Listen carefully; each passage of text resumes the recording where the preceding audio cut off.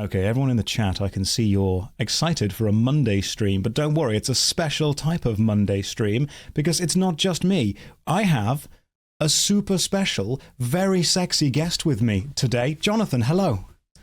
Hello, nice to meet you. Those are, the audio levels are already good. Now, everyone in the chat, allow me to explain what's going on.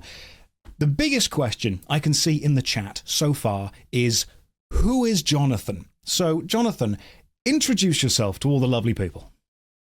So my name's Jonathan Rogers, and I'm the game director on Path of Exile 2. Path of Exile 2. Now, I quite like Path of Exile 1, so I've got a list of questions that I'd like to ask you about Path of Exile 2. Is that okay? Absolutely, go for it. Fantastic. Now, everyone in my chat, allow me to just explain there's something special about this interview.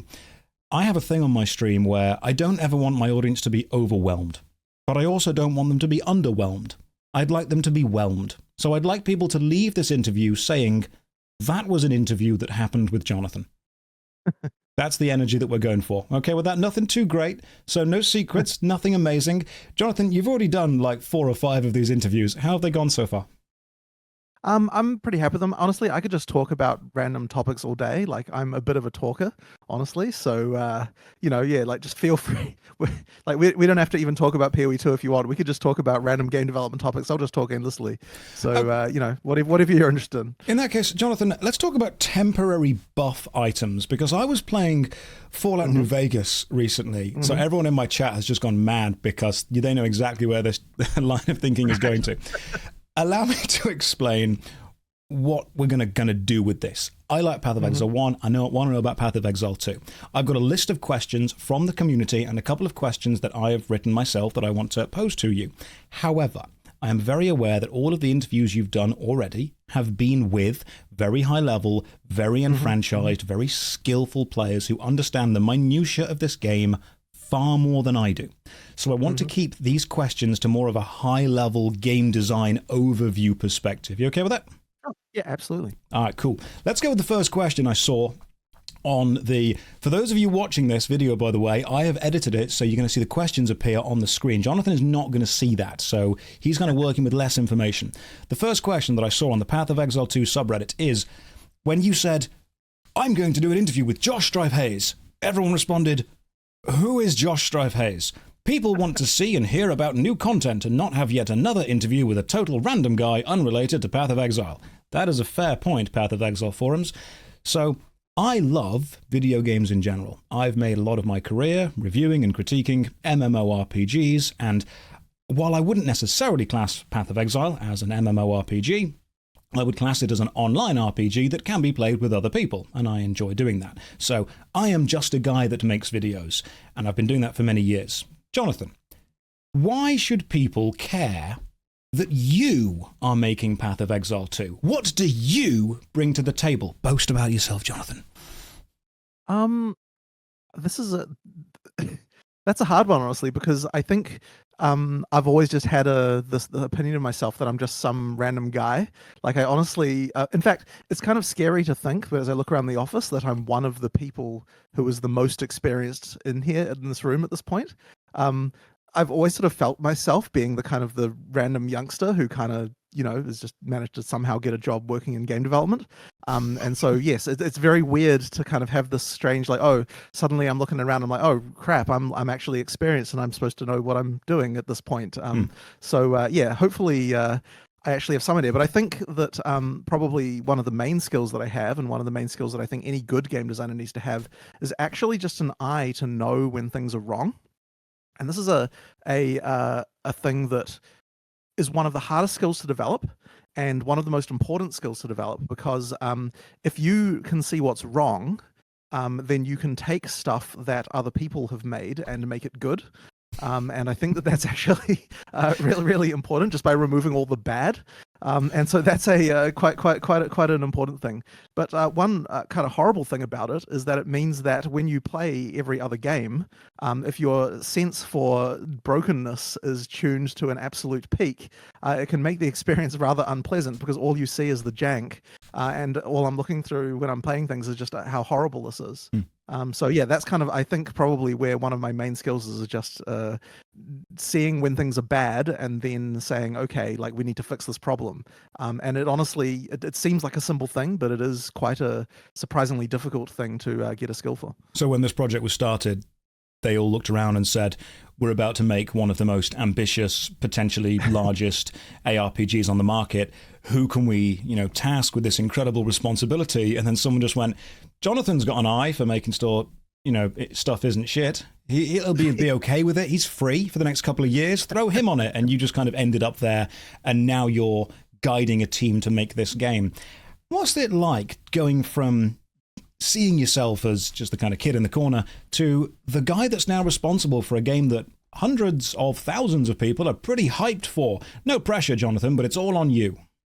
It is very scary, and I think it's also very scary because there's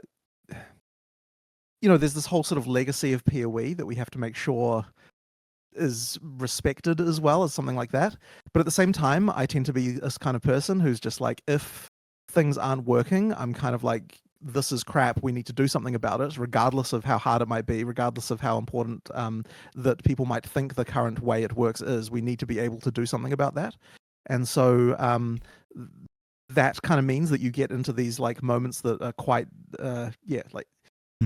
difficult with team members and all sorts of stuff, but also then worrying with the community, right? What's the community going to think of this when we talk about how this works?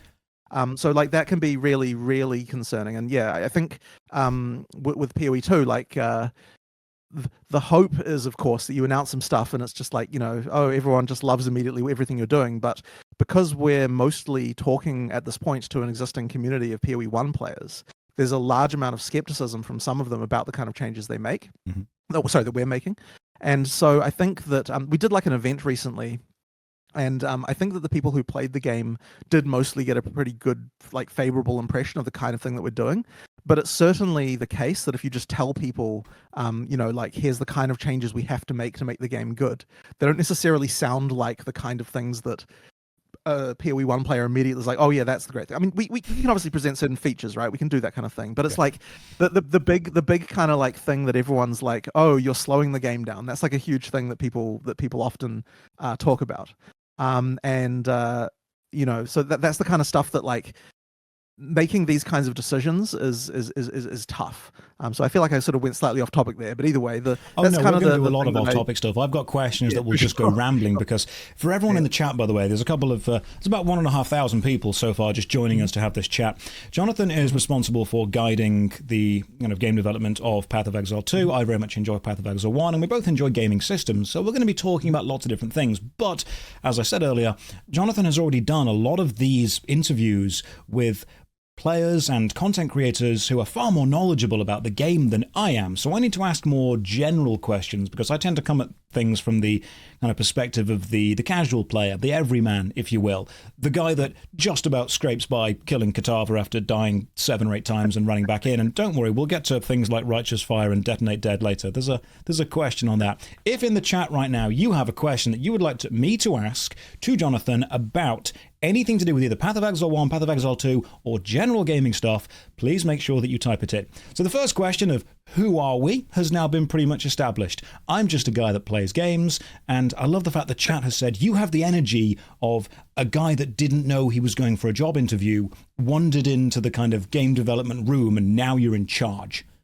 And you just haven't corrected anyone yet. You've just gone with it, and you've been like, okay, we're here now. Let's just make a game.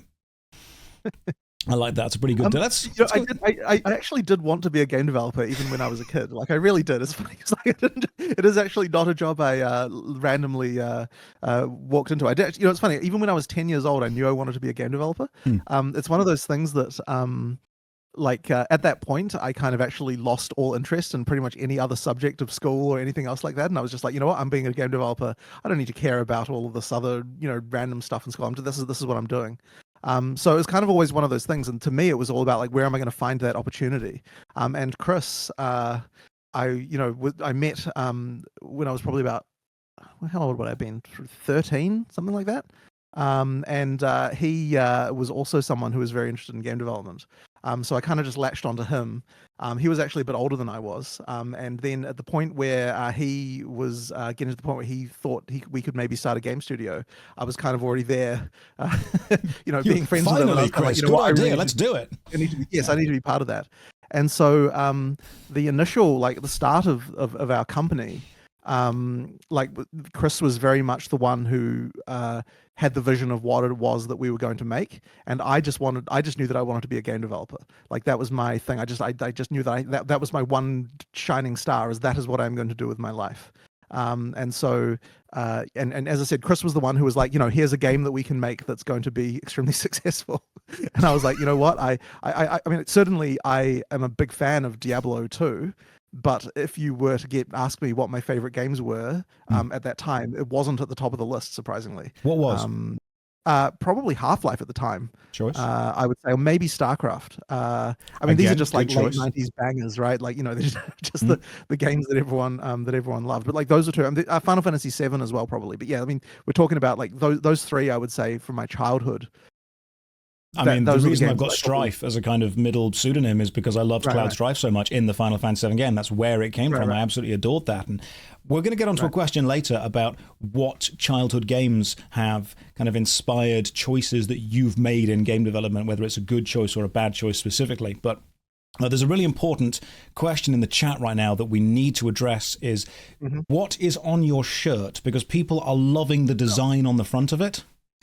Right, it's a T-shirt that was actually designed by one of the Path of Exile community. Okay. So based on the map, Whakawaira Aotaru, and basically the it's just but it's obviously we have like various sort of Maori design in the game quite a lot, and so the T-shirt just is kind of like of that nature, and I'm a fan. It's actually my favorite T-shirt, but it was designed by one of the fans of PoE1. I think we had a competition or something like that, and it was I think it was for sale at ExileCon or something like that. I don't know. I actually, like, my wardrobe at this point pretty much consists entirely of Path of Exile T-shirts. I have literally hundreds of them, and literally nothing else. So every day I just pick another one up. At the next convention, we just see you scavenging around all of the boxes of shirts. Be like, this will do me for the year. This will hold me. Right. Yeah, I mean, my wardrobe just looks like that scene out of Dragon Ball Z. It's literally just hanging up white shirts and waistcoats. It's the same outfit repeatedly. So I totally get that. Right. We've gone through one question. We've been here 15 minutes. It's going good. We've got quite a few left to go.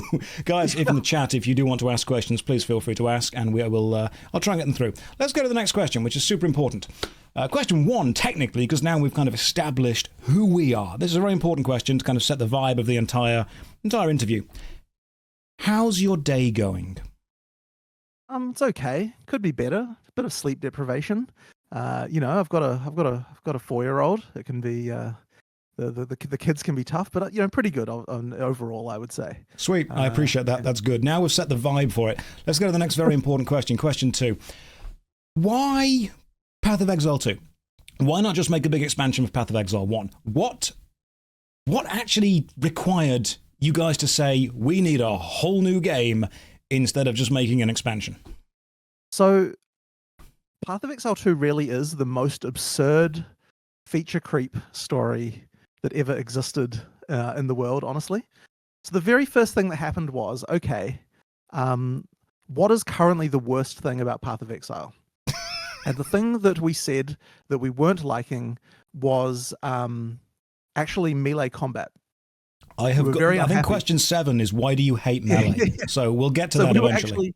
We were very unhappy. It's like, well, why is the melee combat bad? Well, the reason it's bad is because it's very hard for us to make new melee skills. Well, why is it hard for us to make new melee skills? Well, the reason for that is because the rigs for the characters were literally the first thing that got made back at the very beginning in 2007, very early 2007.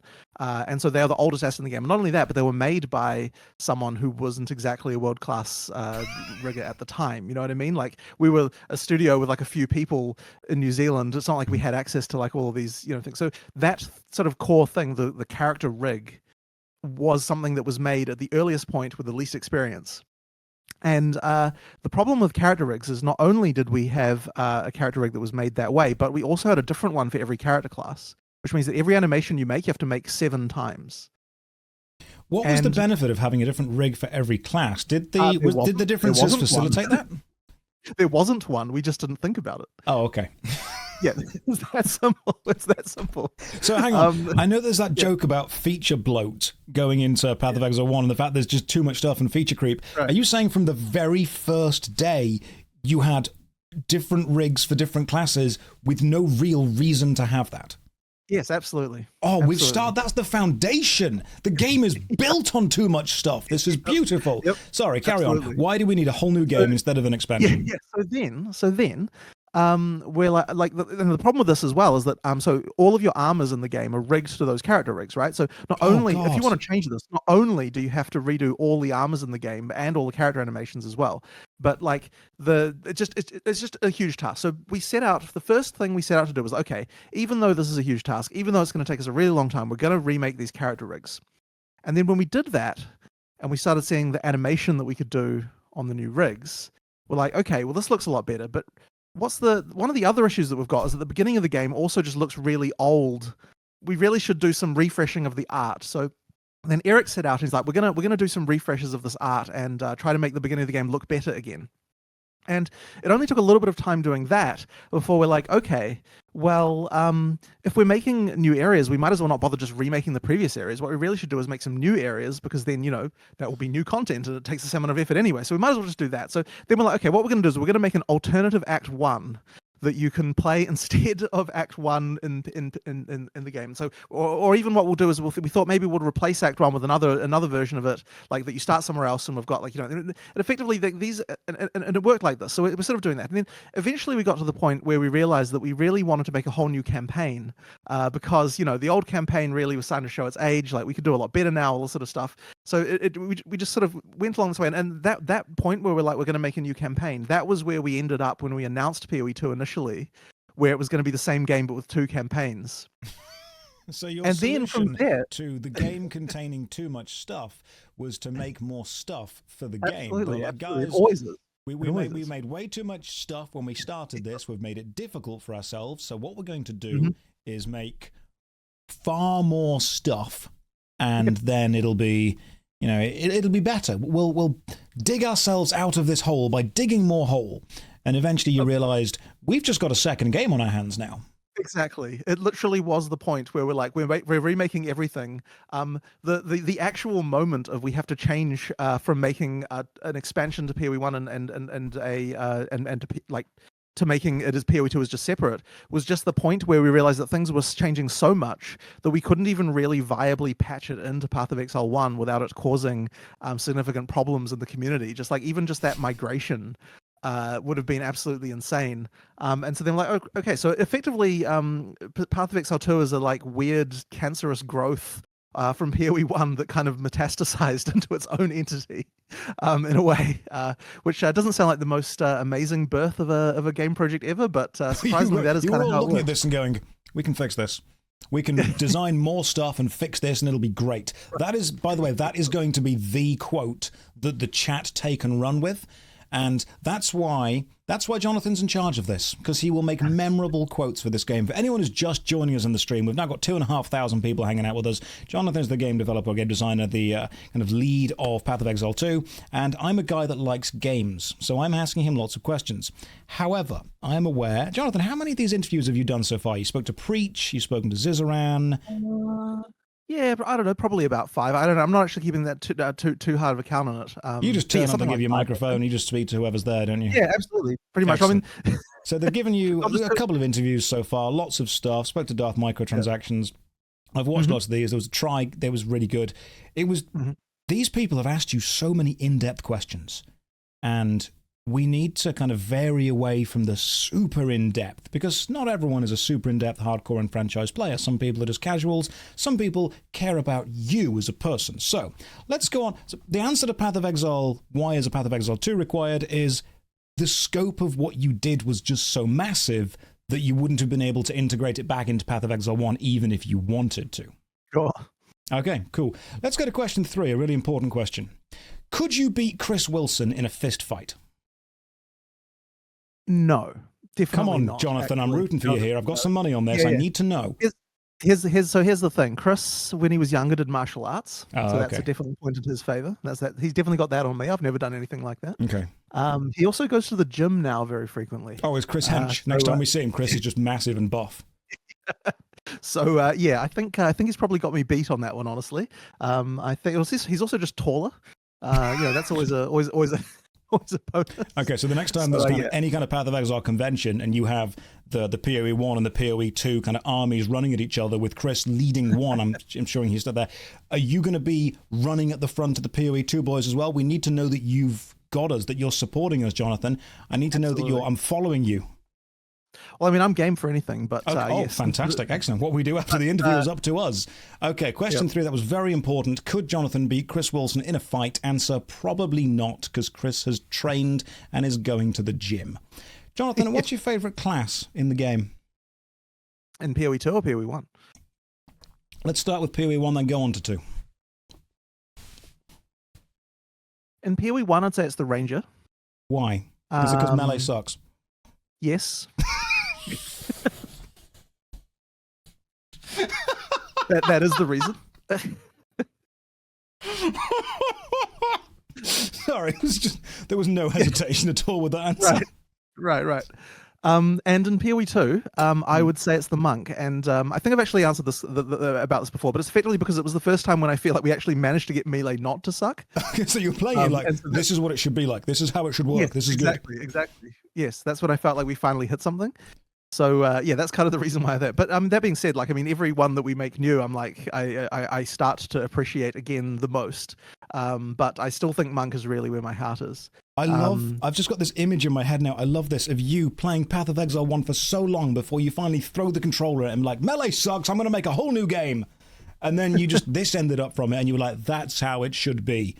Your personal goal was just to make this class that worked. But it really is, though. Like, my actual goal is like, I will keep making Path of Exile until we have arrived at a game that I actually think is perfect in each respect. Brilliant. So long as there's still something I'm unhappy with, then I'm gonna keep on going. You know what I mean? Like I don't feel like we managed to get things perfect in PoE in PoE 1. That's a good attitude to have. I like that. So that's why we're doing this. All right, cool. So we've answered question 3. Let's go on to question 4. I think a lot of people, and this is about hardcore content versus casual content, the kind of ultra end game 1% versus the vast majority of people just installing it. I think a lot of people, whenever they're in that kind of echo chamber of high-level gameplay, whether it's Reddit or Twitch or forums, because if you're watching on Twitch right now, chances are you're already one of the more enfranchised players. But from every game that I've looked at, every game designer that I've spoken to, the vast majority of a player base is always a casual player base. They're not actually seeing the ultra-hardcore, ultra-high-level stuff. They see the start, they see most of the middle bit, and then maybe they get to the end and kill the final boss. So how much of the game development time is based on casual content versus ultra-hardcore content? And how can you effectively work with both groups of players? So I guess I wouldn't necessarily stratify them into two groups. It really is much more of a spectrum. And so then the question really then becomes is, okay, so presumably we want to make it so the game gets harder as you go through it. Mm-hmm. Although that isn't a given, right? Like we could make a game which is approximately even difficulty through the whole game. And I think that is actually what a lot of games do target. But because we sort of have an end game and we want to have it so that there's a lot of room for growth of your skill, because and to get into why that is for a second, because of the fact that we want to have a game where you can come back and play league upon league. And so we want to kind of have like a skill ceiling that is high enough that it can survive that process. We want to have eventually get to the point where the game becomes hard enough that most people can't get through it. Okay. Right. Now, where should that place be? That is a tricky one. I would say it's going to be probably after the final, story beat, if you will, after the final narrative beat. Certainly after that. Then the question is, how far into endgame is it? You want people to get to endgame and play endgame certainly a certain amount. Now, I don't have a real answer for you exactly where this point should be per se, but what I would say is that as the game continues, that point has kind of like for PoE 1, that point has kind of crept up a bit. Like the expectation of how high through the content that a player expects to be able to get has increased, and that's actually caused some kind of effects that are maybe annoying is the wrong word, but like it kind of has changed like a little bit, like the way that that we've had to design things.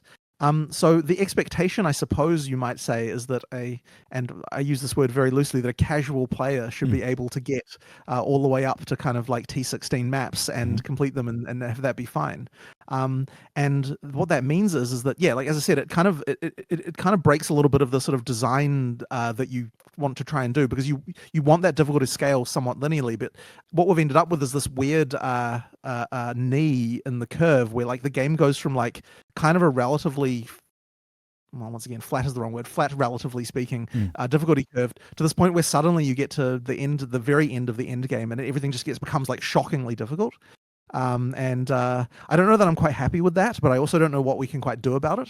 It's a little bit tricky. See, to me, there were those two kind of casual moments in the Path of Exile 1 narrative where the first one is you fight Kitava, and the second one is you effectively kill Kitava, and you lose 25% of your resistances kind of permanently. That is almost a kind of hard step down in player power, or a hard step up in difficulty. Like as soon as you complete this content, 30%, thank you in chat, as soon as you do this content, the rest of the content is going to be, you're going to find it more difficult, even if it's exactly the same difficulty as it was before, because your character is weakened specifically. And it's such a, unless you've specifically built around this, which you would only know to do if you were a returning player or a more hardcore player using the wiki, unless you'd built around this incoming weakness, that's a moment of difficulty.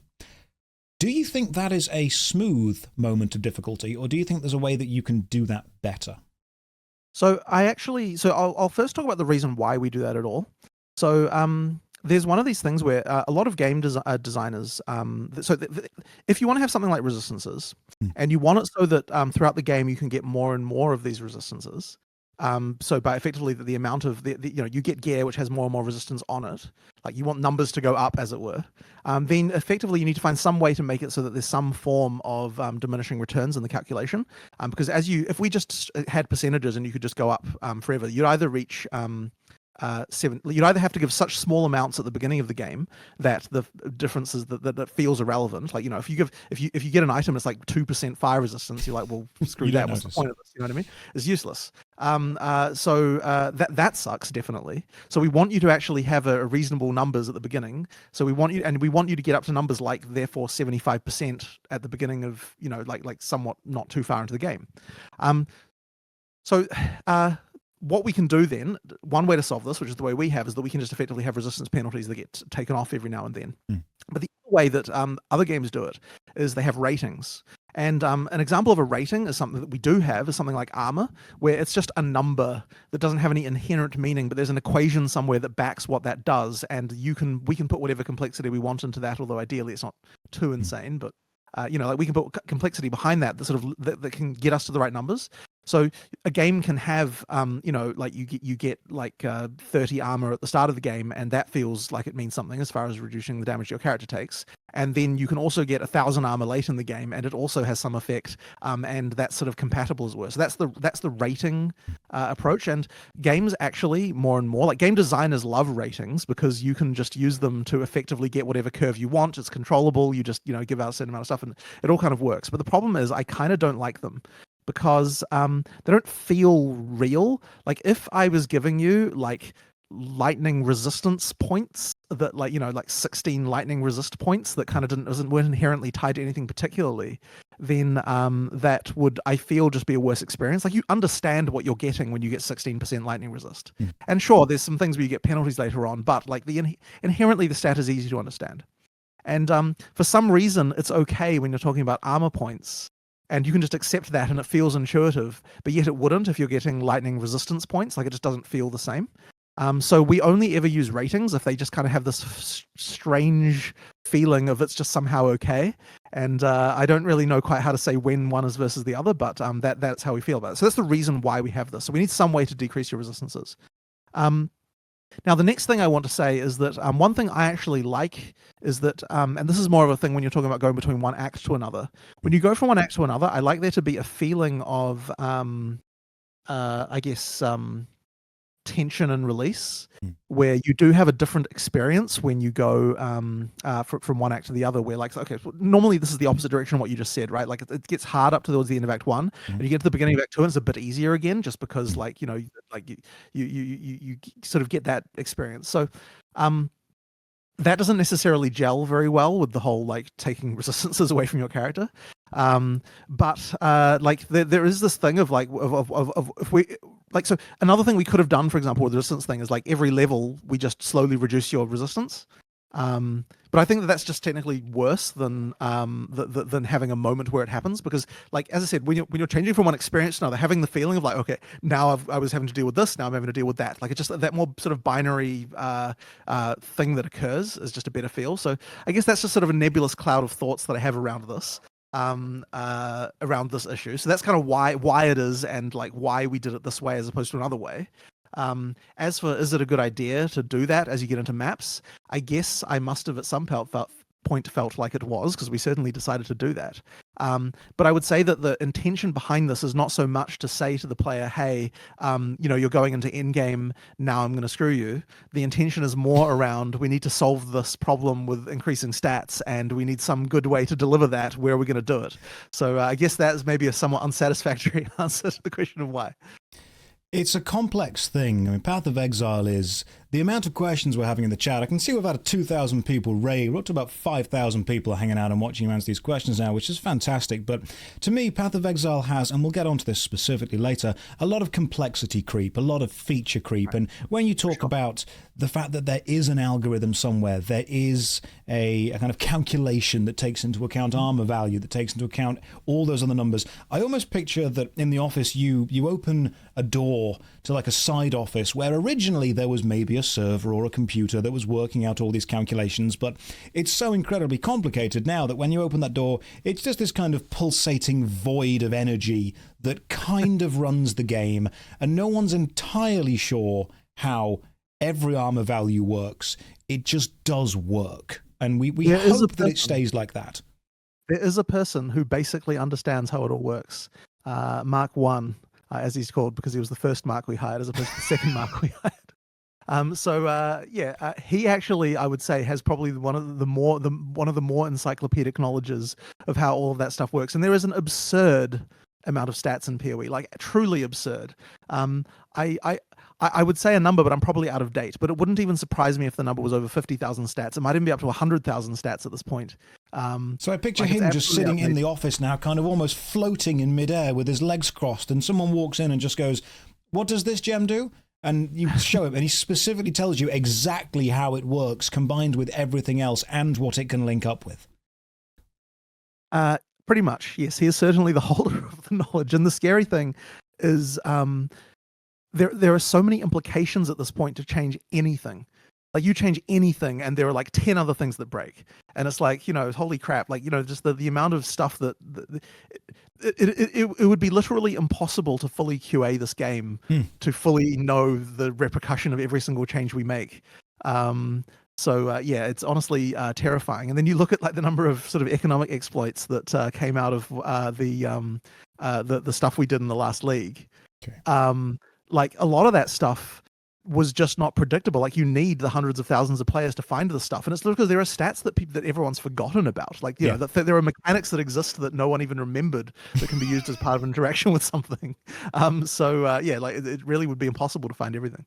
So I very much love the card game Magic the Gathering, and I think this actually ties into the complexity. We were talking about this briefly when we were doing a sound check before this whole stream went live. You used to play, was it drafting Lorwyn, wasn't it? Yeah, we drafted tons at the beginning. Now, to me, Magic the Gathering is one of those games where the more cards they bring out, they completely forget that they will interact with old cards in ways that they never imagined, because there are just so many cards. I mean, rip my boy Birthing Pod, I am still a Birthing Pod player. I know that card has to get banned because it's too powerful. And there's a couple of other games that actually took Magic the Gathering as inspiration. I think the most famous one would be Guild Wars 1, which you can... Have you played Guild Wars 1 before, Jonathan? Absolutely. In fact, it was both Chris and I played a bunch of Guild Wars 1, and we were very much... I actually took a huge amount of inspiration from that game as well, in various ways. Yeah. So tell me what, because for anyone in the chat who hasn't played Guild Wars 1, I love the fact that when you go back to a city or a safe zone, you can set up your character's attacks. And I believe it's almost done like a hand of cards. I think it's 7 or 8 attacks that you can give yourself, 7 or 8 skills, and then you go to the adventure zone and you use the skills to fight. And then when you go back into a city, you can change around those skills and you can find new skills in new cities, and you can even take skills away from monsters. But ultimately, it's almost like setting up a deck of cards that you then go to fight with. And I really enjoy that. So when I see games that have taken anything from Guild Wars 1, I'm happy. If you say you've taken stuff from Guild Wars 1, talk me through it, Jonathan. In fact, let's make this broader. What video games have you played that you have stolen from for Path of Exile 2? I mean, I think it would be hard almost to come up with a list of games I haven't stolen from at this point. Like every time we make a league, we're just blatantly cribbing mechanics from non-action RPGs and bringing them into an action RPG. So like, I mean, I tend to play a lot of different things. But I mean, yeah, like honestly, it's hard to even list them all because yeah, we're constantly on the lookout for mechanics and so on. And can you think of any specific examples? Maybe a mechanic that you're trying to put into Path of Exile 2, or a mechanic that you are proud of that you have basically just ripped off from somewhere else? Because there's nothing new under the sun. All of my YouTube ideas were taken from other channels. I just managed to bring them all together. You steal from everything. The best way to be original is to learn how to hide your sources. That's what I was always taught. Right. So can you give us maybe 1 or 2 examples of mechanics that maybe players did or didn't know about that you can say, we started with this that already existed? It's honestly really hard to think about, but it's kind of weird because a lot of the time I'm looking at things and how they morphed into other things. So for example, when we began with Harvest, obviously we were looking at, you know, like farming simulators and like Harvest Moon and this kind of thing, and looking at what we could do. And then it ended up very different, but like that's kind of where we started. And then when we started with Delve, weirdly enough, the first beginning was, okay, how can we do Minecraft? We need to do Minecraft. You know, we need to find a way. What is that going to look like? And then it morphed into something that ended up being completely different than that, in like a totally different way. But a lot of these things end up that way. But I mean, more recently as well, when we're looking at, okay, so, you know, okay, here is a random feature that Path of Exile 2 will have that's not in the game right now, but we're blatantly stealing, which is that. So I've always been stringently against damage numbers in video games. I just don't. I mean, I know there are people who love damage numbers, and that's like a huge thing for them. Like, there's certain thing, but I've always been of the opinion that they break the immersion, and that's all you end up looking at, and so I don't really love them. And then the other day, someone was like, "Can we do damage numbers like Elden Ring?" I'm like, "What? Elden Ring has damage numbers? What are you talking about?" And then like, yeah, the damage numbers in Elden Ring. And I'm like, hang on a minute. And then they showed me a video and I'm like, hang on. So there's a little number that appears at the top right of health bars that are the damage numbers. And I'm like, my goodness, this is a way I didn't even notice that was there. This is a way that we can do damage numbers that isn't going to break any of the problems we have. So I'm just gonna shamelessly rip that off. Path of Exile 2 will have damage numbers just like they are in Elden Ring. The interview's worth it. We got information. Yeah. Everyone in the chat right now, we've got information. This is good. So we absolutely do that. Yeah. So that is one of those things that we there's finally a way, and that is just a blatant like theft, right? It's just a straight up UI design. I never would have thought of it. It is something that they had, and it perfectly fits the that thing. So there you go. We've learned one thing. I've done my job. Yep. Fantastic. Brilliant. Everyone in the chat right now, there you go. We've got it. We've got more questions. We're going to go through them, but I'm glad that we finally got confirmation. Personally, I'm a big fan of damage numbers. I enjoy playing Vampire Survivors because it makes my brain happy to see numbers pop up. Yeah. But we're talking about Vampire Survivors. It's like you focus on the damage numbers because the actual action is like relatively you stand minimal. There. You stand there, things happen. So I'm guessing that you also, when you were playing either Elden Ring or Dark Souls, you kind of went, this dodge roll, that's pretty nifty. Is that how dodge rolling is gonna go? It wasn't just that. I mean, it's not like that's the only game with dodge roll. Like the discussion for that honestly was, okay, we want to be an action game. Action games have dodge rolls. Like almost every good action game you can think of has a dodge roll. Why don't we? You know what I mean? Like we really should have this, and the same was true of active blocking as well. By the way, we were Okay, like, I like active blocking, so I'm a big fan of Terror before it died, and there was a class there, the Lancer class, I believe, where you could block with his shield for like 3 seconds, but during the first second of block, it was way more effective, rewarding active play. Are you saying that there's going to be something like that? There are absolutely things like that. So we've showed active block. What we haven't shown is more of the other stuff that will probably come in later on around this. So I can't announce any of that, but there will be more than this. And really, it just comes down to, okay, we want to be an action game. What do action games have? We really should look and seriously consider, like all of those things. I mean, so like another example with that, with the blocking as well, is that it's very, very common in any kind of action game, the games these days, to have some kind of indicator for an unblockable attack, like this kind of red flash type thing you get in games. Absolutely. Like it took a while to convince people that we should have something like that, but we have added it now. It's something that's in the game. So things like that, like more of those just action game mechanics are things that you need to do if you want to be taken seriously as an action game. So that's the reason I quite like indicators for unblockable attacks because, again, it's rewarding the player for paying attention to the game and then taking the correct action within the game, even if the indicator isn't necessarily a big red circle on the ground, but is the enemy model pulling back a massive hammer for a smash onto the ground, and you're thinking, yep, when he pulls the hammer back, roll out the way because I can't block that. So any kind of visual, audio kind of flourish or cue that lets a player know, hey, you should consider not being here right now, I'm okay with that. That's quite cool. It's kind of interesting though, because there was a weird one that came up recently where who was it? That's right, it was someone from Tencent actually, who was playing the game, and they fought against the second boss, the Devourer, and they said it was they died to it. And now what I expect now that so we've got checkpoints in the game now. We didn't before, so when you die to the boss, you just respawn right in front of it. You just play it again very quickly. Okay. And the expectation when you die for me is that you try again, and maybe 2 more times, and then you beat it, right? Because your skills improve. Yeah, because you learn what to do. It's repetition. It's very similar to Elden Ring again. The respawn point is almost right outside the boss because the challenge, the fun bit of the game, is the boss, not getting to the boss. Right. But this person's expectation was, I die to the boss, so therefore I'm going to go grind some more monsters to get more powerful equipment, rather than just play the boss again until I get good at it. Okay. And this was actually an interesting moment for me, because I hadn't considered the fact that that could be a valid reaction that a player could have to that situation. And then their argument was, okay, like, are you a loot game or are you an action game? And I was kind of like, well, we're both. But they said, well, if you're a loot game, then you should be able to just go and grind some loot and then use that as a way to get past a boss rather than having to get good at action. And that was their view of that.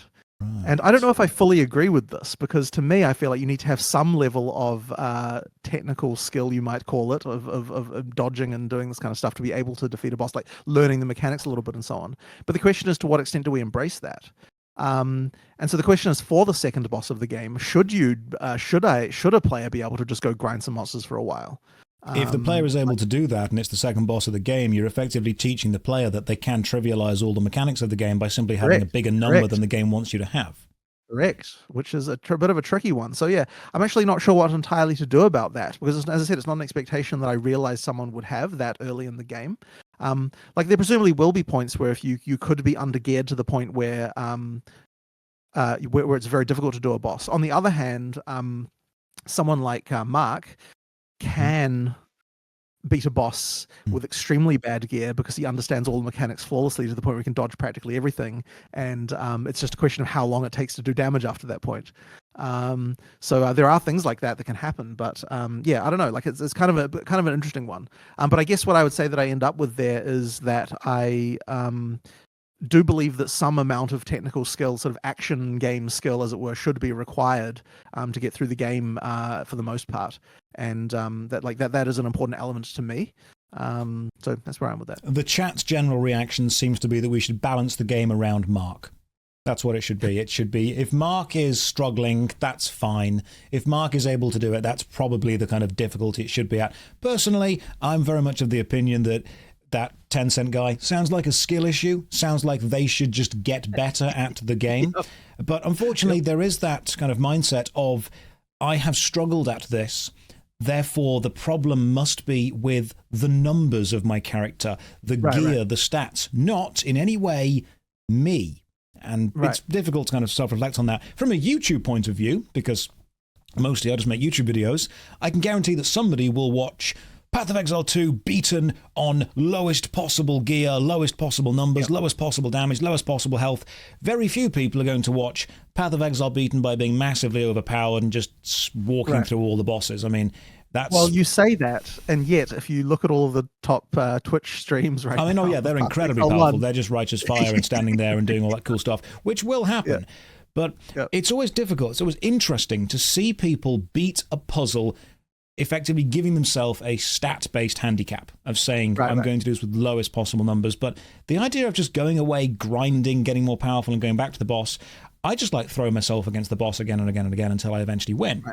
But that, of course, is something you've got to consider when we do this. Let's go on to the next question.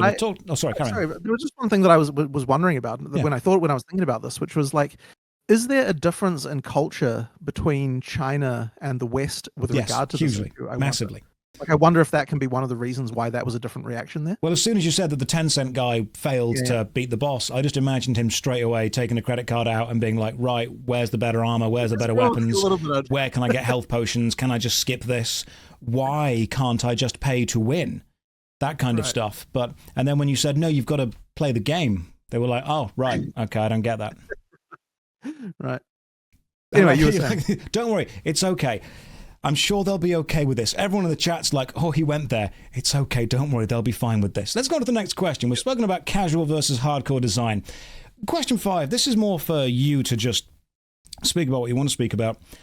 What have you wanted to talk about, but no one has yet asked the right question?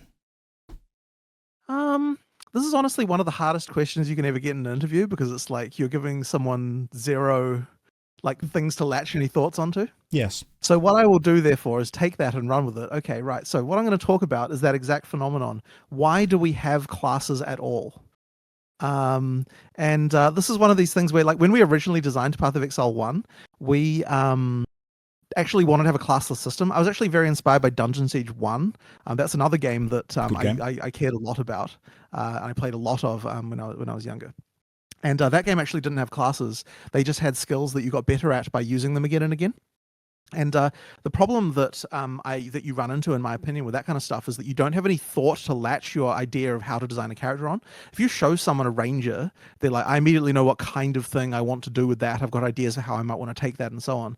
So, like, giving people stereotypes to latch onto is actually a super important thing in game design in general to be to inspire their creativity. You need to start from a point. So that's actually something that I think is super important, and something that, like, once again, the reason we have all these classes, even though our actual philosophy is around the ability to be free to choose whatever skill you want on, like we actually, as a technical matter, do allow you to use or you can, the passive tree is all unified, so you can go all around it in different places. The skills can be used anywhere, and the items obviously just require requirements, but you can get those. Like, in general, we try to be very open. So really, the classes are not actually doing very much at all at the beginning of the game. They just guide your initial starting choices slightly. So yeah, really, the main purpose of a class is to be a stereotype. To give you something to think about as you design your character, and most people will just latch onto that stereotype and run with it, and that kind of means that they've got that way. So yeah, that's kind of the reason why we do that. That's actually, because I come from a theatre background and then mostly into an acting background, there's a thing called Jungian archetypes, and it's very, very similar. The idea that you're almost shortcutting what the audience already know with characters that you make. So the Jungian archetypes would be the mentor character within a story is normally a wizened old man with a beard. That's why you look at Gandalf. That's why you look at Dumbledore. That's why you look at Obi-Wan Kenobi. And then you'd say that actually the plucky young hero has to reject the call to adventure. Then something bad happens in their own life. Then they get brought into it. That would be your Luke Skywalkers. That would be your Frodos. And then the evil guy is normally a big, powerful warlord clad in black armor. That's why you've got Sauron. That's why you've got Darth Vader. That's why you've got Voldemort. We're using Jungian archetypes when writing a story to effectively shortcut the audience's knowledge using their kind of preconceived expectations of who they expect to be good and who they expect to be bad to effectively tell a story in a very surface level way, and then you can get deeper into it. So when you're saying this class is this and this class is that, you're effectively saying to the audience, this person is going to fit this role within your adventure, build into that straight away. Someone in the chat gave a great point that classes were potentially a holdover from the early Dungeons and Dragons adventures or the early kind of tabletop adventures, where your class was able to do a certain thing within a party and was one part of a whole, and the whole was stronger because everyone was able to do the part specifically. There's actually, this is going to jump to a question later, but we may as well shortcut to it now. I think one of the holdovers from Dungeons & Dragons is the identifying items system. And that is because identifying items, or knowing what an item is before you put it on, is only really relevant if you can put on an unidentified item and it might be cursed. Because that way you're actually giving the player a benefit to identifying before putting it on. You're removing that risk of something negative happening. In Path of Exile 1, there is nothing negative that happens because you just can't put on the unidentified stuff. I see that as an almost superfluous system. It's a system that is, if you were to remove it, yes, you'd have to remove the identifying scrolls and rejig some of the economy, but it wouldn't necessarily change the gameplay a huge amount because people identify rare items based on the graphic of the item. They almost know what it is as soon as they get it. Are there other systems that you have seen and you have looked at and maybe you've reconsidered and said, you know what, this is actually just bogging the game down. We don't need this anymore. And what are those systems? Well, I do feel like I need to defend identifying items for just a second. Oh, go on then. Because, okay, admittedly, the original reason for item identification would be the thing you said with the cursed items, I assume. But the reason in an action RPG that you have identifying items up to this point really is just that you get to double dip the dopamine of like, okay, something dropped.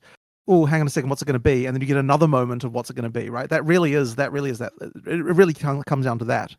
And it would be very easy to say that, oh, well, what's really the value of that? You could just remove that and it would be fine and items would still be good. But it is actually hard for me to necessarily say that they would be as good as they are now. Like there is actually some little bit of value of that. And the other thing is that there's also in game design, the concept of the near miss. So when you identify an item, you get the ability to have a near miss, which also, as it turns out, feels good to people. Like I saw the mods, I realized that I could like two of the mods were good, but I just needed that third one. I was so close, right? You know what I mean? Like that's like a thing that kind of adds to the joy of identification. Even though it may feel frustrating when you're actually doing it, it is like part of that feeling. And it's actually hard to make that happen at the point where the item drops from the monster. You're kind of too involved in the combat still at that point to really appreciate that particular issue. So that's like sort of like part of the thing. So effectively you get to split apart that like I'm an item thinking about item mode from the kind of like combat mode part. Now, one thing that I would say is that the identification scroll thing in PoE 1 is probably not that useful, which is why in PoE 2 we made it so that you can, there's an NPC in town who'll just ID all the items in your inventory. You just click that and it IDs everything. And then we're going to make ID scrolls much rarer because you don't really need very many of them anymore. Like you just use them to ID something that you really care about on the field. So that's kind of where we went with that. So there is some elements of that. But the other thing as well is that we would have, I will mention, if we did have everything dropping ID'd, which would be that we would actually be completely removing the ability to have that experience of identifying and finding something, because item filters would allow you to just only be highlighting the items that exactly fit the description that you were looking for, which means that you would actually then at that point just have like everything that drops is good and everything that doesn't drop is bad, and you're just collecting, like you're just clicking on like there's no like moment of like, is this good or is this bad? It's just like anything that's on the ground, you just pick it up. And I don't know that I love that either. Like there's certainly like certainly I'm not going to say that item filters are bad because I was literally the person who proposed and implemented them in the first place. But the thing that though is that I do think you want some room for the ability to like have pick up a rare and then ID it, and then it might be good or it might be bad. And that's still an experience I want to deliver. And so in PoE 2, we're improving the ability for that to happen. Like in PoE 1, the average rare on the ground is just garbage and there's no point in even identifying it by the time you get to endgame. That's something that I want to fix, because I still like that experience of identifying an item and it might be good and it might be bad. So yeah, that's my defensive identification for you there. That was great. No, and everyone's really happy that there'll be a character in town that's able to identify the items for you. Right. Fantastic. People are loving that. We're kind of asking these questions to delve in and maybe get little tidbits of information that you haven't told other people. That's my plan. I'm going to be very overt about that. I'm trying to get you to admit to things that maybe you haven't told anyone else. We'll try and trick you up. That's the honest, genuine plan. So if you have a question in chat that you would like to ask Jonathan, the game director of Path of Exile 2, if you think we can be a little bit sneaky with it and find a way to ask him questions that's going to make him reveal information about the game, let's just do that. That's exactly what we're going to do. So we've talked about things that you've wanted to talk about. Let's move on to the next question. Question 6. This is quite a broad one. I think we've touched on this earlier, but what is your favorite video game from a mechanical standpoint and why? So, as I say, if I look at things like, okay, what are the games that I traditionally like? If you like, my first reaction, the emotional reaction, as it were, to that question is definitely the games that I played when I was a kid. You know, things like Half-Life and StarCraft and things like that, and they were just, and Final Fantasy. Those things were just great. But if I look at things recently, I think this goes back to what I was saying earlier about honing your sense for just what, like for jank. I find myself more drawn today to the experiences that are just extremely polished and don't have any of that going on. And 2 games that I really loved recently. Sorry to do the whole chicken out thing and pick multiple games, but 2 games that I really enjoyed. One of them was the God of War, not the most recent one, but the one before that, the reboot of God of War when they first added the axe. Oh, Dad of Boy, that one. Yeah, Dad of War. Yeah. That game to me was tight. And I didn't run into any jank at all. I kind of had a very, very good experience all the way through it. It had very few characters, which I thought was like, there's that sort of old saying about like things being perfect when there's nothing left to remove, like that kind of stuff. Like it's just like the reduction in characters. It was still a long game, but like they did a lot with little. And that game was really excellent. I am a big fan of that particular title. The next one they made, I think was very good, but I wouldn't put it quite at the same level as the first one of those 2. And another one that I really love for similar reasons is Ori and the Blind Forest and Ori and the Will of the Wisps. Both of those games, once again, very tight, no jank. Scary that the next game they're making is in our genre. The chat is very much agreeing with you on this one. The God of War got some pushback, don't get me wrong. Yes, but I know. Not everyone's back on your side. Yeah, not everyone loved that game because I think that there were things that I think were weak as far as things like how the item system was and so on. It was weak, but also it wasn't bad. And as I said, I think that that's a thing that I care a lot about. Like there wasn't anything bad that happened. So and then as I said, the actual gameplay itself was very tight. But yes, Ori, that game, very, very tight. Like there might have been bugs in that game. I certainly didn't encounter any. There might have been jank in that game. I certainly didn't find any. Like the feel of moving around and all that stuff, very, very excellent. Like, I would honestly strive to have the feeling of movement and gameplay to be as good as a game like that. So I'm very keen to try out No Rest for the Wicked and see what they've got going on with that. Because that's very interesting to me. Because as I said, the previous 2 games they've made have been just very polished. And I actually don't think you see that many AAA games in recent times of that don't have jank in them. It's actually relatively rare these days. And that's kind of concerning. I can only hope to live up to that level of quality for PoE2. I'm certainly hoping that we're able to get to that point because I really hate that stuff whenever you get any sort of jank, and it feels like it's getting rarer. Games we've gone from AAA, we've had quadruple A. I think CD Projekt Red have now announced a quadruple A. So right. Path of Exile 2, first 6A game coming out. Can we confirm that, Jonathan? Sure, why not? Yes, brilliant. We'll do as many A's as you feel like. But at the end of the day, I just don't want any jank. That's what I want. Certainly, we have more content in PoE2 than most games. Like we're like brutally overscoped. I mean, it's actually absurd how many monsters got made. While it's actually crazy. Like I've told people numbers of like how many monsters and bosses and stuff there are, but it's just like it's actually ridiculous. Like you've got to give us numbers like now, Jonathan. I mean, you're making the first sextuple A game. We need to know how many monsters are going to be in this game. Yeah. So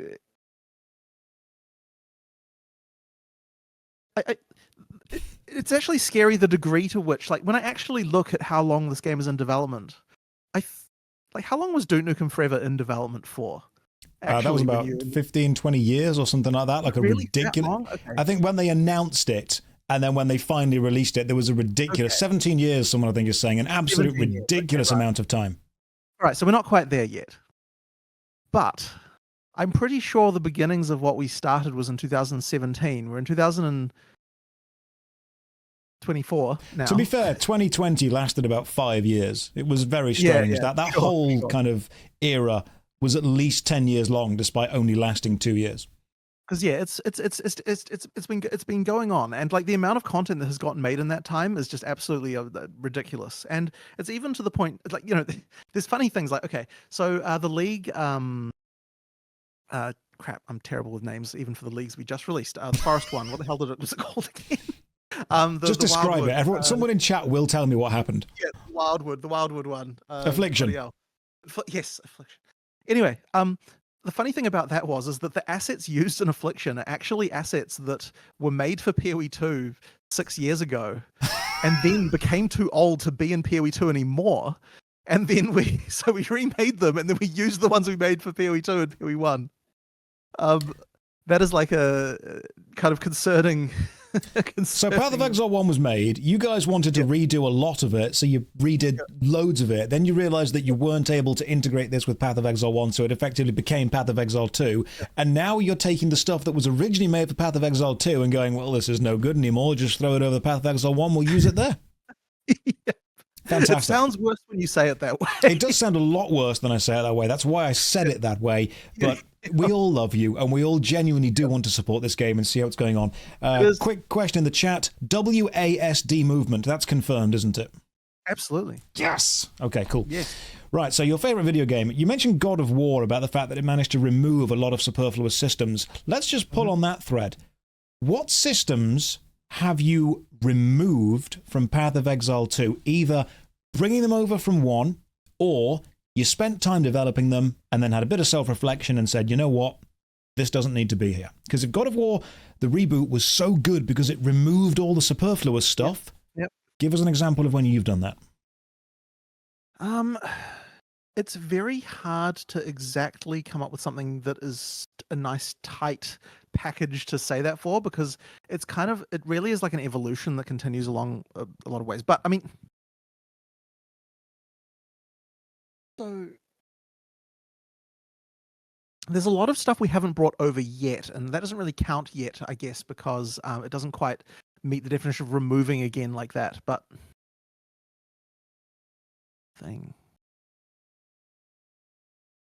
I am asking the hard questions here, I know that. It is hard, because what it really is that when we're redesigning individual things, like we only make again the stuff that makes sense, if you know what I mean. So it doesn't really feel like removal when you're doing it. There's a lot of complexity that we've tried to remove from the base systems. But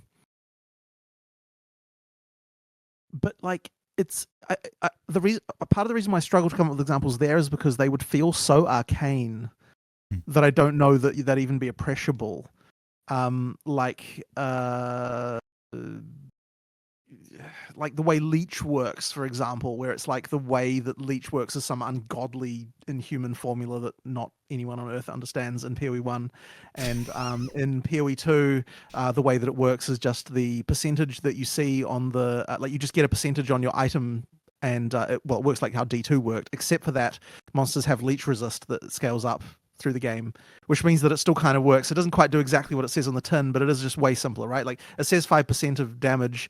At level 1, it will be 5% of damage, and then as you go through the game, monsters get resistance to that leech, which means that it, like the leech scales down. So they'll still do effectively the same damage to them, but the percentage of that damage that you leech will be reduced by a certain amount based on that monster's resistance. So that's an example of just like, it's a simplification, but it doesn't really feel like a removal in the same way. We just did some stuff. But then when I look at what it was that was there, it feels like a big deal to us, because it's like, there was just some horrible thing that was like had 20 freaking hacks piled on top of each other in order to achieve various results that mattered at various points. I'm sure Mark understands it. Mark knows how Leech works completely. Yeah, no, he does. I don't think Mark understands it. If ever we're unsure of something, we'll just go to Mark. Anyone in the chat that's just joining us, Mark is apparently some kind of deity. We refer to him as Mark 1, as he was the first Mark that was working the company, and he understands literally every single system. Well, he's the one who answers all of the questions on Reddit Fantastic. about how specific skills work. So, I wouldn't wish that on anyone. I wouldn't wish being on Reddit or interacting with that with anyone. So Mark is definitely doing us an absolute solid by sorting that out. Right. Thank you to Mark. Let's go on to question 7. It's just kind of actually, this very much links back to what we were just saying. Is there anything major that has changed from the inception of the idea for Path of Exile 2 to now? Was there anything that the whole team, whether it was yourself or the rest of the team, you were super on board with the idea or you were super against it, and then over the years you've actually said, you know what, we either should or shouldn't do this? So in some ways nothing has changed, because the overall design goal is the same, which on a high level is just make a perfect action RPG. And I guess then the definition of that shifts over time slightly, which changes things. But ultimately, the design goal was, like we want to have everything that was good from PoE 1 and nothing that was bad, and have have the combat be great. So that is still the same. But I guess it's in the specific details, it's sort of harder to even appreciate, because there's this phenomenon you get where, like, the moment that we try something and it's good, then that was always what I wanted to do. But if it's the other, if I try something and then it feels bad, then I'm like, well, that just wasn't good ever, so we should try that. We should do something else. And so it's very hard when your mind thinks that way to be able to even identify something that changed in some sense. But certainly things like WASD was something that I expected would be not good and ended up being extremely good. And the actual reason why I thought that would be bad, by the way, was because there was another game that did it in an action RPG that I believe is now dead. I think it was called Pagan Online, which nobody ever heard of. It was like a game that went into beta and failed in beta and then kind of just disappeared. And that game, one of the things that they advertised even was WASD movement. And at the time, I kind of thought, oh, that's kind of dumb. Like, why would you want to do that in an action RPG? Like, it didn't seem important to me. When I tried it in the game, it also felt bad. And so it took some overcoming of that, because I thought that I knew that was bad already. So it took some overcoming to get to the point where I was like, okay, I'm willing to give this a shot. And maybe the issue was just that game and not the control scheme. Because then once we did it with some of the other stuff that we did to make Melee better in PoE 2, that is, it was very good. Like even right from the very first moment that we tried it. That is something that probably is a good example of something that really did surprise me as far as how it went. But also was something that a lot of people on the team were very skeptical about, and mostly because they were very worried about the idea that people who played with one control scheme versus another would get an advantage over one another, which is something that feels like it's important, but actually I believe isn't. And certainly if we had hewed to that, if we'd have just gone with the assumption that people playing WSD have an advantage and therefore we can't do it, then we wouldn't have discovered all the awesomeness that we then did, which turns out somewhat applies back to mouse to move as well. That thing was that was a big one, I think, and it was especially painful because once we did it, there was a huge amount that had to change in the game to make it work, as far as like existing skill design that we thought we'd done. And all sorts of other stuff like that. Like we had to go back and change a bunch of skills. Like, like it's even still happening now. There's like tons of skills that are getting revisited and moving while doing them, being added, and like tweaks being done to make it feel good. Because once you've felt that good feeling with one skill, it's very hard to then use another skill that doesn't have that. That's requiring like a huge amount of work. That's probably one of the big ones, I would say. Okay, that's a great answer. Let's go straight on to question 8, which is a very important question. Path of Exile 1 hates melee classes. Why? Well,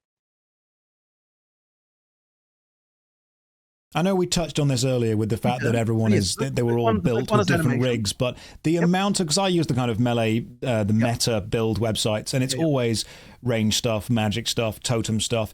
It is difficult to play the game when you need to get close to the boss, and the boss has a massive amount of things to either prevent you getting close to them or AoE. How are you going to make it that melee works? I've got about 5 answers to this question. Go for it, man. I'll have all 5. Yep. So one of them is the rig thing. It is just harder for us to make melee skills than not melee skills, because melee skills require animating rigs that the animators literally hate. Like they are like, do not make me make an animation on this dumb old rig. Like they're actually like that. Like it really is. Like they do not want to do it, and they are awful compared to modern rigs in like a ton of ways. They're just very hard to use.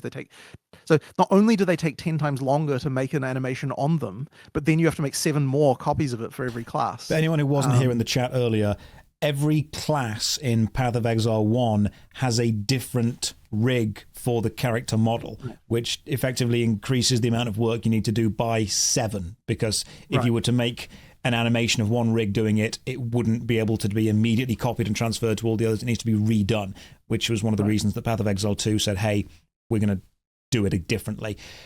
How will Path of Exile 2 do it slightly differently? Or again, are the characters all different rigs? So one thing we've got is we've got one rig for all humanoid characters in PoE 2 now, and then we've got a way to be able to adjust those rigs for body shapes to make it so that we can do it. But the point is the animation is transferable. Excellent. If you make an animation on one, you transfer it over. You might have to do a tweak or two, but that's it. Whereas in PoE 1, the Templar is left-handed. What an annoying decision! Like even just that is like annoying. Like it just immediately means that animation now just cannot be used. Okay, brilliant. Yep. So even if you could move it over, there'd still be a process of flipping it effectively. Yep. Yes, exactly. So there's the things like that go on. There's funnily enough, did we actually make the Templar left-handed in PoE 2 too with some tricks? I can't remember now. I can't remember. We might have. Anyway, side note. So that's that's the thing. So yes, that one in PoE 2 fixes that, just because the animations, obviously the rigs are just way better. With it's night and day. Like what the animators have to do. They're so much faster. There was another multiplying factor I didn't even mention, which is that in PoE 1, most melee skills can be used by most weapon classes. And that means that once again, you still have to make the skill again for all of the different weapon types, which is another multiplier on top of it as well. So therefore, pretty much when making a melee skill, there's pretty much the only option for the designers is you have to use an existing melee animation that we have already. So that already just limits significantly the ability to design melee skills in PoE 1. Just like completely just kicks out the feet out from under you right there. Especially given how crap the animations are from back in the day from that. So you've got that. Another detail that's important is that there are too many things in Melee in PoE 1 that are multiplying factors that you have to know to do that improve the amount of damage that you're doing for Melee and don't feel like Melee, for whatever that might mean. Would these be things like totems? Example, exactly, right? So a totem is an example. It doubles your damage effectively, and you just have to pick it, because if you didn't pick it, then you don't have double damage. And you just have to know that, right? So that's just a straight-up noob trap. Now, this is actually a somewhat hard problem to solve, because you want to have the ability... Okay, like how can totems in Path of Exile 2 exist? is a question, right? Like, how can they? I mean, sure, we can remove the like bonus damage that they just give you for no apparent reason, how do you have a game where a melee class can create a totem that effectively is a complete independent entity from you that attacks things, and you don't have to be near it because that's a straight up damage multiplier, right? How can we have that exist and yet not everyone has to pick it? And the answer is that you have to have lots and lots of things, and the trade-off is not so much do I pick a multiplying force or don't I? It's which of the 30 things I could pick am I picking depending on what I want to enjoy, right? And that all comes back down to the way that the skill system in Path of Exile 2 works versus 1, where, you know, like you can, like the limiting factor on the number of multipliers you have is the number of slots, like gem slots you have, because all of them can be 6 links and so on. Like there's a whole thing going on with that just makes it the case. So you can have totems in PoE 2 because sure, it may increase your damage by a lot, but then there's also tons of other stuff you could pick that also increase your damage by a lot. So it doesn't become such a important choice anymore. So PoE 1 just has several of these. There's also things like, God, I'm terrible with names. What's that? The yellow star that goes beneath your feet that makes you resistant to damage. People in the chat will know what you're on about. Yeah, people know what I'm talking about. That thing, right? So, for example, like that's important to have on your character somewhere. There's a thing like that. If you don't have it, then your defense is I have just 1,000 worse. people saying fortify right now, so I'm assuming it's fortify. That's the one. Fortify. Yeah. By the way, just as a thing to know about me, I'm terrible with names. Like just completely. In fact, every time like we have a meeting, Chris just tells me some fact about the person that's about to walk in the door that I can attach my understanding of who they are to. Like I don't remember their name, but I know who they are. You know what I mean? So he's always like, "Oh, he's the guy who," and then just adds a piece of information, and that's how I actually remember names. So just names just fall out of my head otherwise. Cool, that's fine. So anyway, random detail. So anyway, fortify is another example of that. So we actually made a list of these recently. I was with Mark, and we're like, okay, what are the multiplying things that a melee build must have to work? And which of these things feel like melee and which don't. And we can't in PoE 1 have the solution of having just lots of multiplying forces because it would require making more skills than we can really make, or else just that we run into problems with the skill system because of the way that you can't 6-link every gem that you have and so on, like just those kinds of issues. And so in PoE 1 we have to have a different solution, which might involve like changing it so that like, you know, this is not a thing that makes sense to do anymore, or that we specifically split the build so that you can't use this, you know, this mechanic doesn't work very well with normal melee or something like that. Like I don't have an actual answer for what exactly is going to happen, but like there are things that we want to do there. But in PoE 2 we don't have that particular problem because because we've got so many multiplying factors, and it's just like the intention is that you have that. So that is that issue solved in my opinion. So what else do we have? So melee is going to be good. I like the fact that in the chat right now we've got people saying that this is now the reason that when Chris Wilson walks out on stage, he says, hi, I'm Chris Wilson from Grinding Gear Games, because you're then sat in the audience going, that's who you are. Knew it. I know that guy now. I was worried. Now I know who that is. For sure. So, Jonathan, continue telling us about how melee class is going to work in Path of Exile 2 and how it's going to be good. All right. So the next one is moving while doing melee is something that Path of Exile 1 could just not support for a variety of kind of complicated internal reasons relating to, once again, all the rigs and blah, blah, blah, and all that technical stuff. But ultimately, in PoE 2, what we have is a thing called step attack. And what that is that we have a different animation that plays when you're a bit further away from the monster versus when you're close to the monster. And what that means is that when you do an attack, some of the attack time that you would have used, like rather than arriving at the monster and then doing the attack, you can do the attack from further back, and it still takes the same amount of time as it would have taken if you were standing next to them. And that means that every single attack has less close time than it would appear to have. Like you can, and so it just feels like the attack is a little bit faster than it otherwise would be. But in particular, like, you know, the portion of the screen on which you can do a melee attack is larger when you start it. And so that is an important reason. Now, this actually varies quite significantly. For the monk, some of the skills have absurd distances, and like, with the most being like, that palm strike where you can go from half a screen away. You can just like melee straight into them, and you just like just slide up to them and attack them. It feels good as it's a palm strike. But every skill has some degree of that, and so that improves melee very significantly over what PoE1 has. Not something we could do in PoE1 because the animation time would be impossible. That I think is actually, by the way, one of the reasons why WSD does work in PoE1 and in PoE2 and didn't work in Pagan Online, because that element, there's a fluidity to the feeling of moving around where you kind of blend nicely from like I'm controlling my character to like my character kind of gets to the right place, and yet it doesn't take extra time. So that's kind of important. And then another thing that we've done is all the targeting stuff. So basically, in general, you don't really lose control of your character anymore. That is something that allows you to have longer attack times while not feeling bad. In PoE 1, all attacks must be ultra short, because if they're not, you feel like your character's locked in and you can't do anything, and that feels garbage. So you can significantly increase attack times if you are willing to let the character reposition, retarget, and also cancel using dodge roll.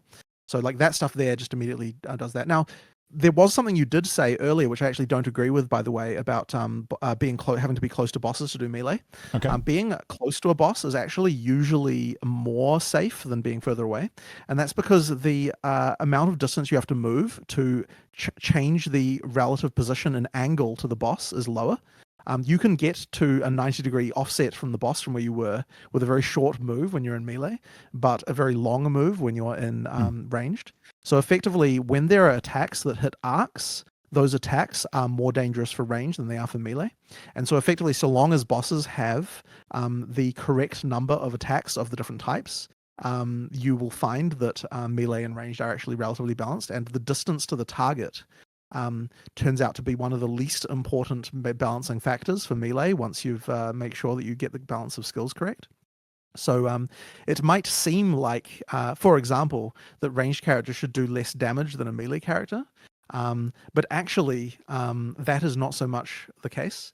And we've found that if you make ranged characters weak, to have a different amount of relative DPS compared to melee characters, then the ranged characters just feel bad, and that is a problem. Whereas if you make the melee characters do too much damage, that also feels bad because overkilling everything, and it just kind of just makes the game feel like a walkabout. So the damage, the distance thing is actually surprisingly, despite the name, the least important thing about melee. Okay. Which I find to be good. But that being said, you do have to have that closing element, to make it work. That's kind of where we're at with that. So I think that probably covers a lot of things. I'm sure there are probably like a half a dozen more random things about melee that make it better, but those are certainly some of them, and some of the big ones, I would say.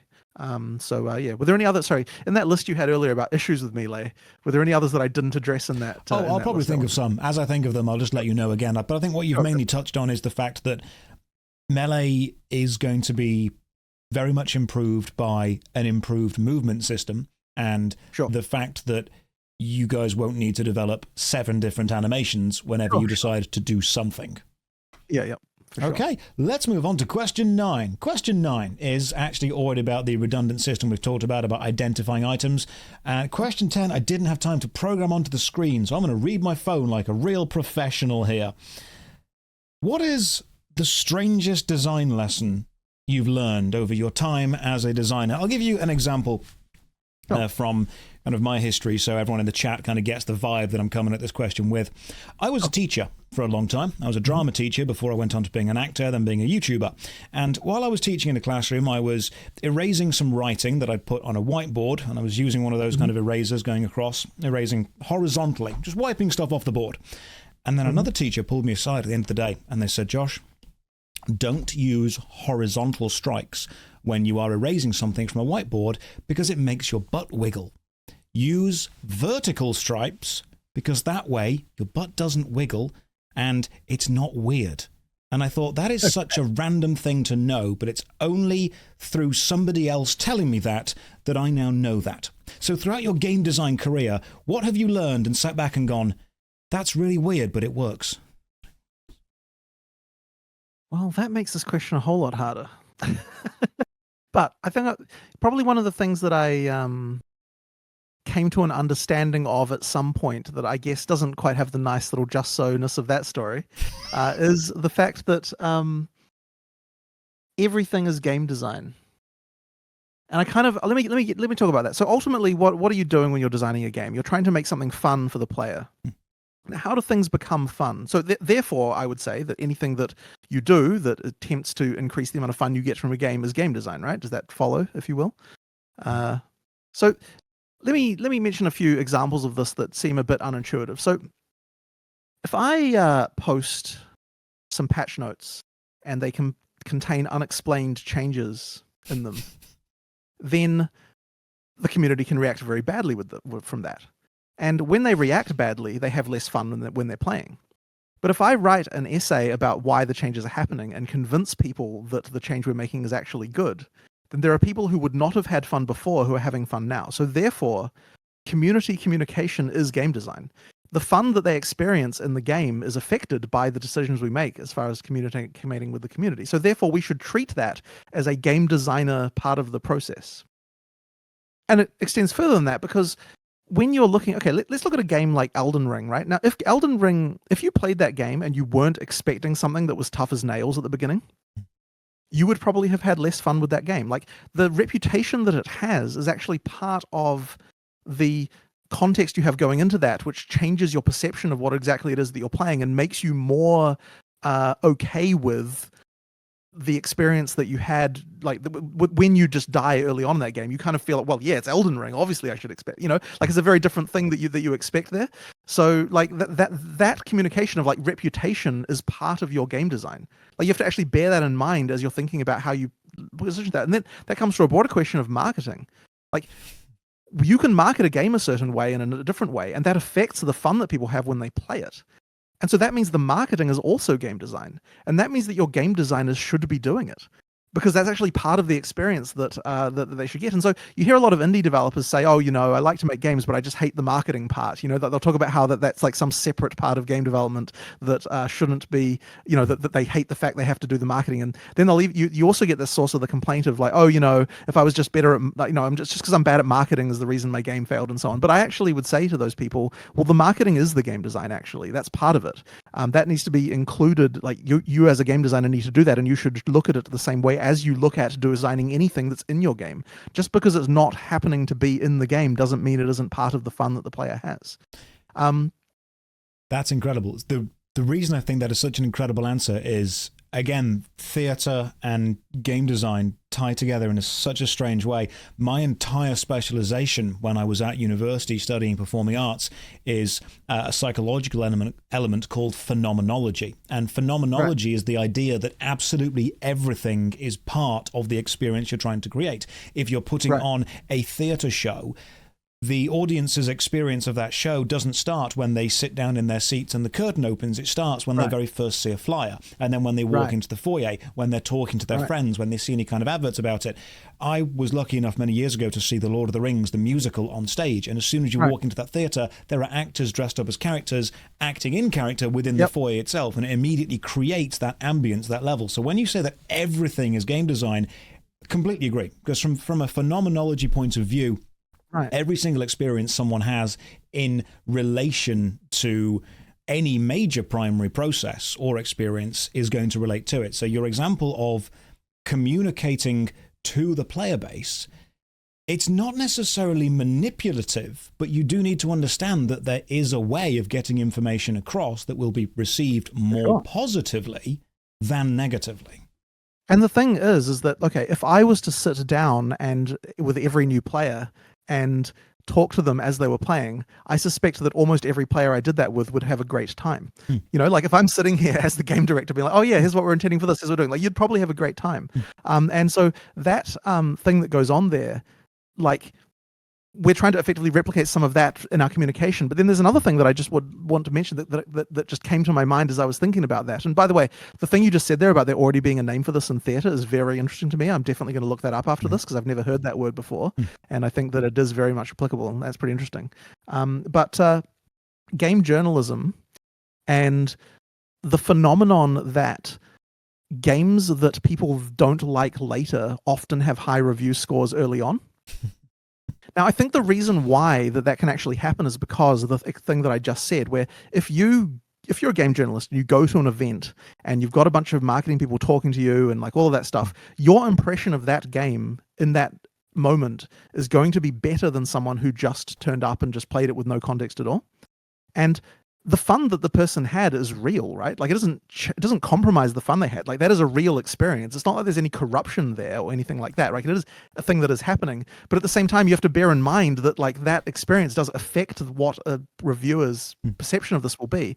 And so the same is true of the hype around a game launch as well. Like people are just affected by that hype, even in ways that they don't necessarily understand, and it's part of the experience. But once again, the fun is still real. Like you can't say that wasn't the experience that the person had, and yet you still get the situation where, a game comes out, a bunch of people review it well, you play it without that context, and you're like, well, what the hell? What did everyone like about this? Or just the review scores. The other phenomenon that review scores tend to go down as the game gets older, because like all the people who review it earlier on tend to like it more than the people who review it later, just on average. Because that experience is a force multiplier. Yeah, exactly. That experience is the totem. You put that down, you put someone in a place, the game is fun, but the experience is even better. I've been invited to so many, game opening things, and when they go down, they're like, are you enjoying the game? And I'm like, well, it's got this wrong with it, this wrong with it, this wrong with it. And it's very difficult to focus on the negatives of a game or of an experience or of a process when you are surrounded by so many people who are hyped up for it and who are having a good time.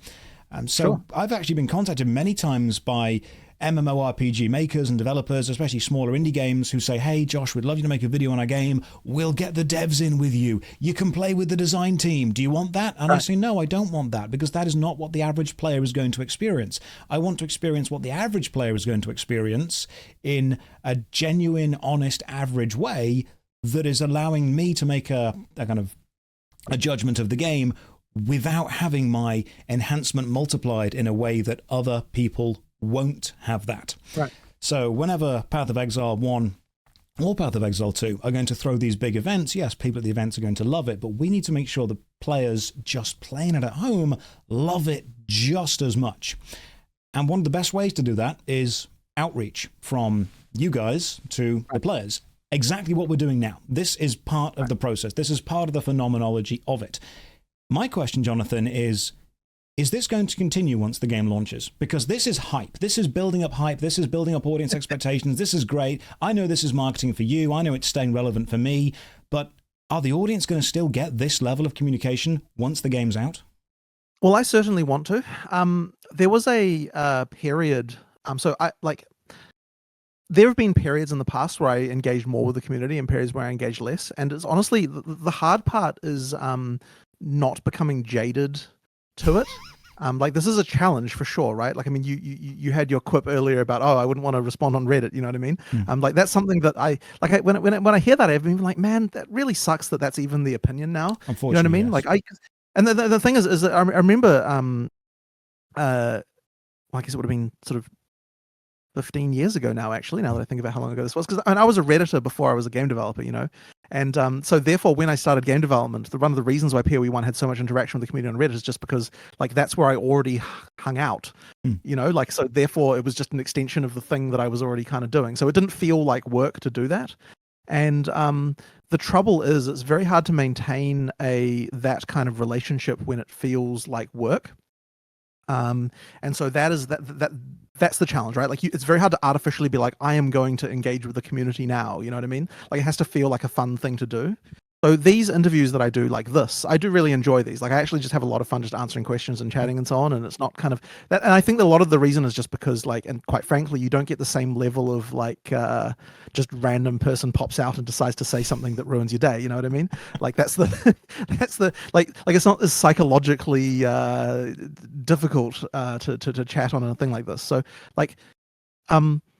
yeah, so that's the thing. But that being said, over the Christmas period, I did engage with Reddit a bunch on the Path of Exile 2 subreddit, and I actually quite enjoyed that. And the only reason why I kind of stopped was just because I got busy with other things and so on. And I sort of was enjoying that again, so I was kind of hoping that I'd be able to do that again because it is fun to do.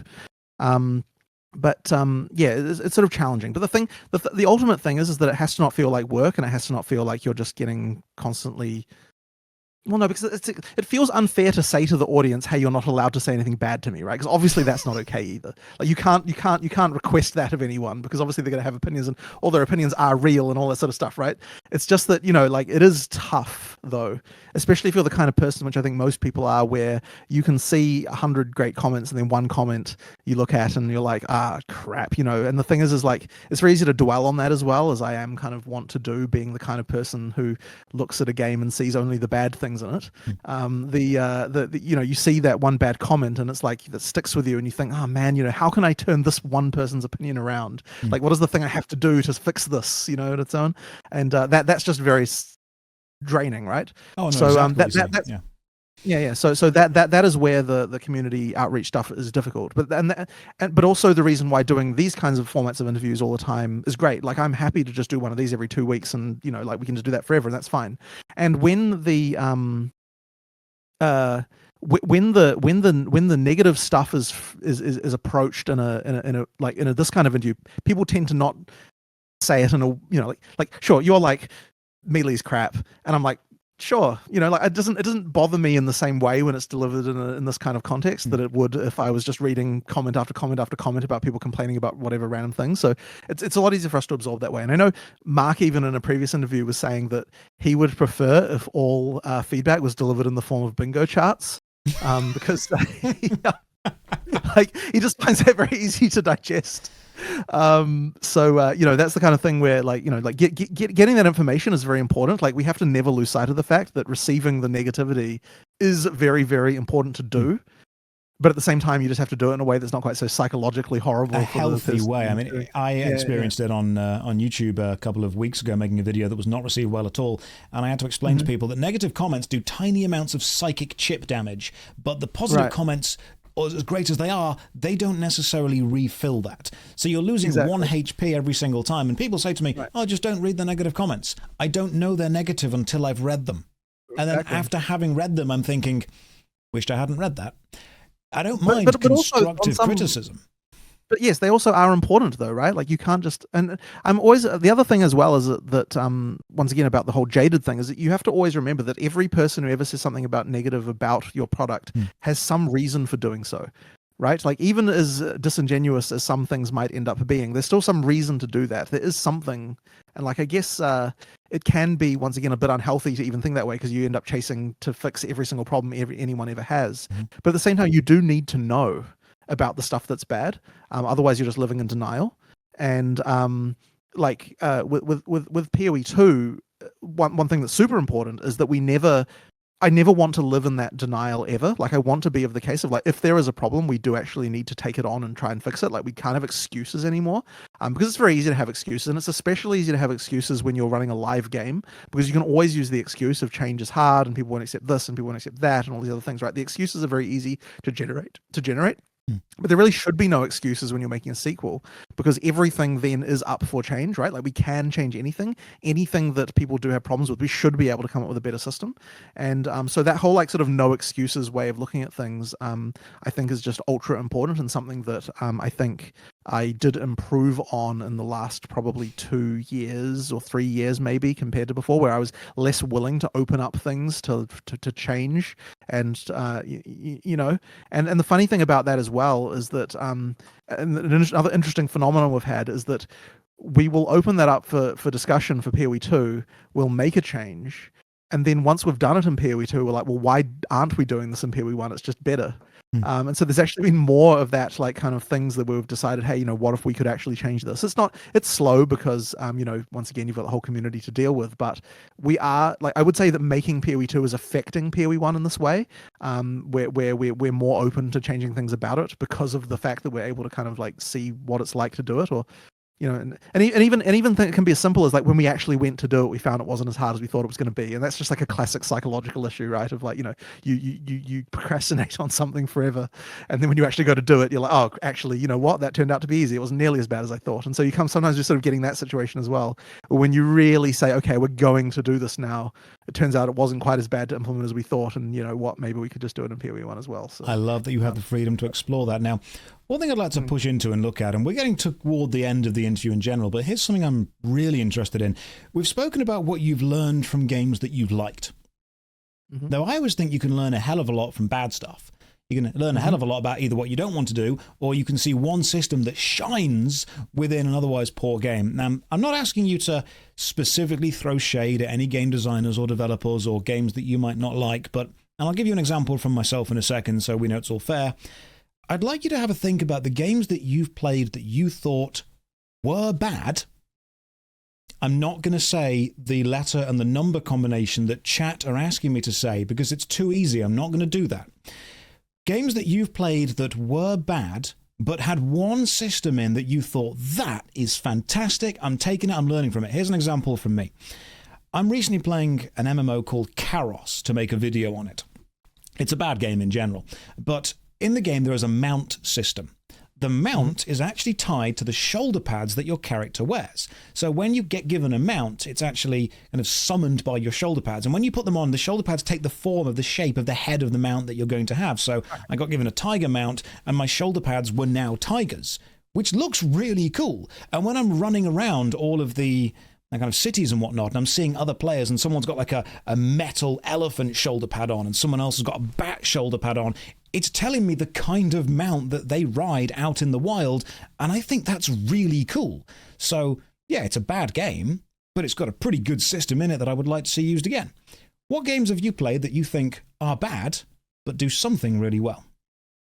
That's a really tough question to think of. I'm trying to think of what games I've played recently that are bad that I... It can be old games that you played as a child. So I played Devil May Cry 2 through as a child, unfortunately. And looking back on that now, that's one of the few games that I can't think of anything positive at all. You know what's funny? It's funny because like people will probably kill me for this, but the only Devil May Cry game I played was DMC Devil May Cry, which I believe is the one that, from my understanding anyway, not being in that community, is the one that a lot of the people hated. Like it's because it wasn't made with the same developer or some other stuff like that. Jonathan, you're losing the chat. You're losing the... exactly. Everyone loved you up until this point, Jonathan. It was really positive, and we've gone with Emo Dante. This is not a... Okay, so I know. I was informed as to how terrible my Devil May Cry experience is. But anyway, I'm trying to think about the question. So, I mean, look, the obvious one that people will want me to talk about is D4, of course. Even though you said it, not me. I didn't say it. I haven't brought it up. How big is the party that you guys throw every time Blizzard fuck up? Is there like a fund set aside for it, and they release something, and you're like, guys, get the party poppers out. We're gonna have a surge of players. I don't feel that way, honestly, because when I look at that, I feel more like I mean, it may sound trite, but I don't really celebrate the bad things that happen to others, if you know what I mean. Like, I mean, that sounds like I'm being He's overly such political. a good man. But chat, we can't even hate Jonathan. He's like, you can do better. I love it. What I feel in my heart is the pain that they must be feeling, if you know what I mean. Whenever I see that, because I am a developer, and so I relate easily to that. And so that's kind of what I look at. And so, I mean, look, if I look at some games recently that I did feel were like absolutely terrible, that I can just be like, yeah, whatever, that was just garbage. Like, so Starfield jumps to mind. Like that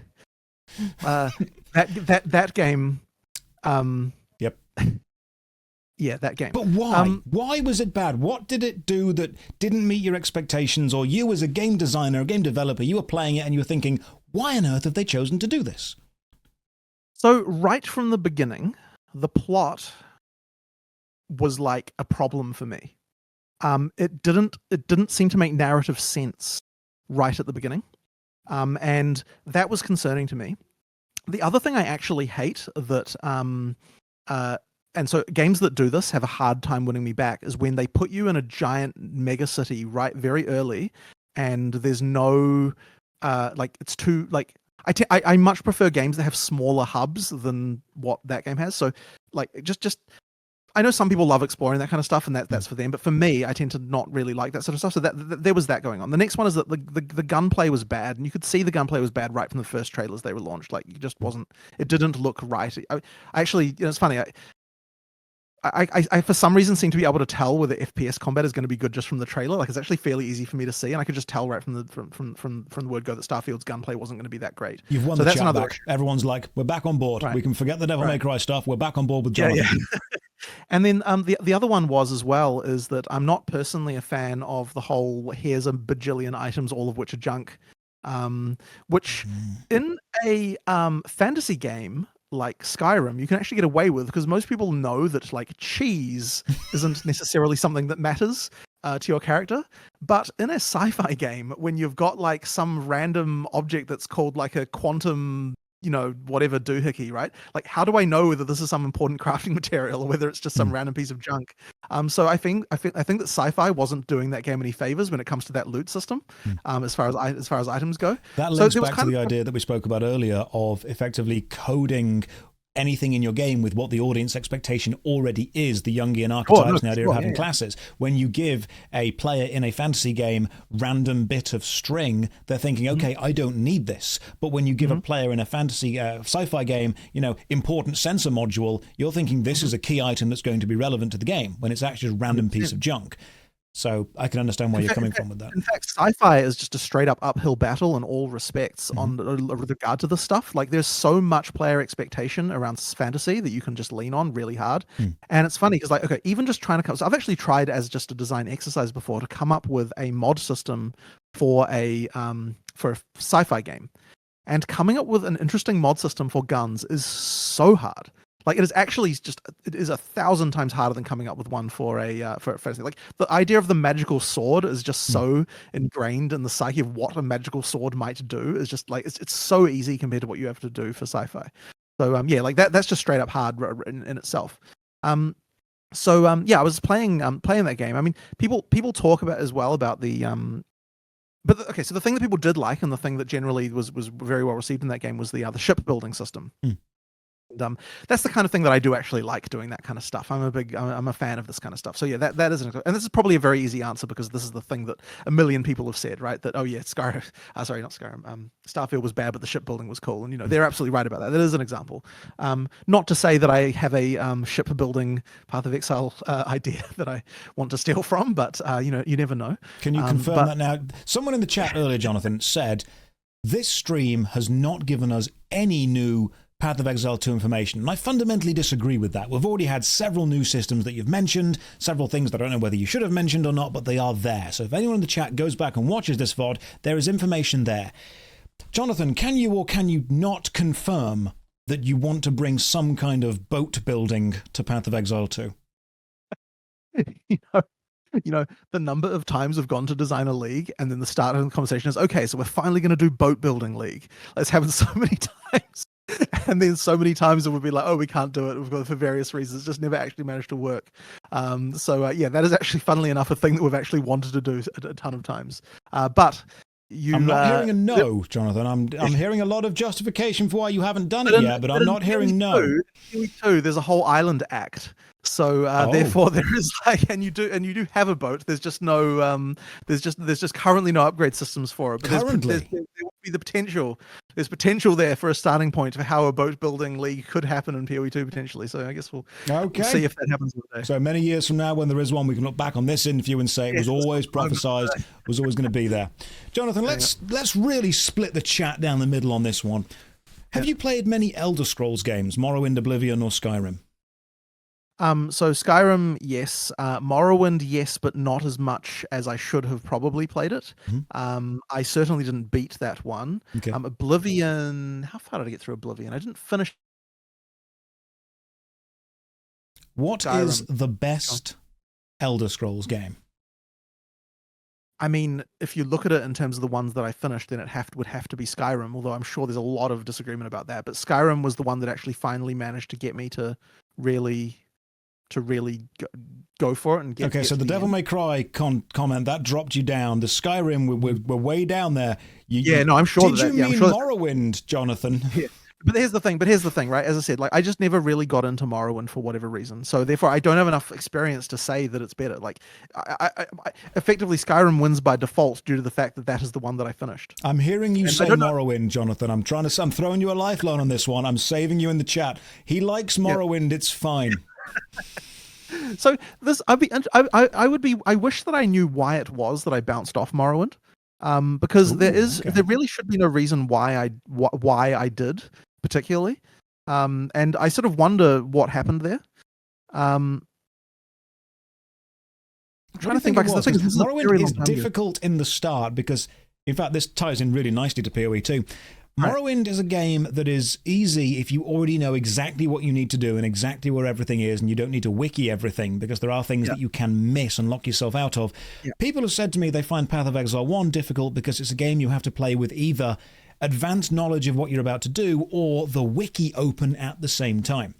And I still believe that the sphere grid, if you will, on Path of Exile 1 is intimidating the first time you see it, and you really do need to kind of know where you're going to go to. What checks and balances, what measures are you putting into Path of Exile 2 that's going to help keep a player in the game instead of them feeling that they need to go and search for outside knowledge? That is a very, very hard question. Now, it's funny because one of the very first videos I ever saw of yours was the YouTube short where you opened the Path of Exile skill tree. and the thing you first said was, the idea of it was something like you said something along the lines of, I don't like it when games have all the complexity up front rather than having it so that the game evolves over time and gets more complicated as you go through it, which I don't actually disagree with, by the way, as a point. But okay, here's a random anecdote for you. I feel like I'm way off topic. Whatever, we'll just do it anyway. When before Path of Exile 1 shipped, actually not very long before it shipped, I had a thing that I was pretty in favor of. Chris was very much not in favor of, and I was convinced to go the other way with it, for probably good reasons, which was that should there be fog of war on the passive skill tree? Oh, okay. So this was a idea that we're like, okay, well, first of all, anyone who opens the skill tree, the skill tree will just be online. It'll be there, right? So having Fog of War on it won't change the fact that you could still plan a build. Maybe right? as a tutorial, like a smaller separate tree, or the first few bits as a tutorial, and then when you've taken 3 or 4 steps, it opens up. I mean, I was literally suggesting at the time that we just have it so that just like how it works in an RTS game, right? Where like you can see a certain distance from the node that you've got that you've allocated. So effectively, like you don't know what you're going to find until you get there. Now, I don't think this was a good idea by any means now, really, because you do need to have goals. There's a lot of other things going on and so on. But that was the thing, right? And that was an attempt to solve that problem of like, can we make it so that the passive skill doesn't seem so complicated when you first open it?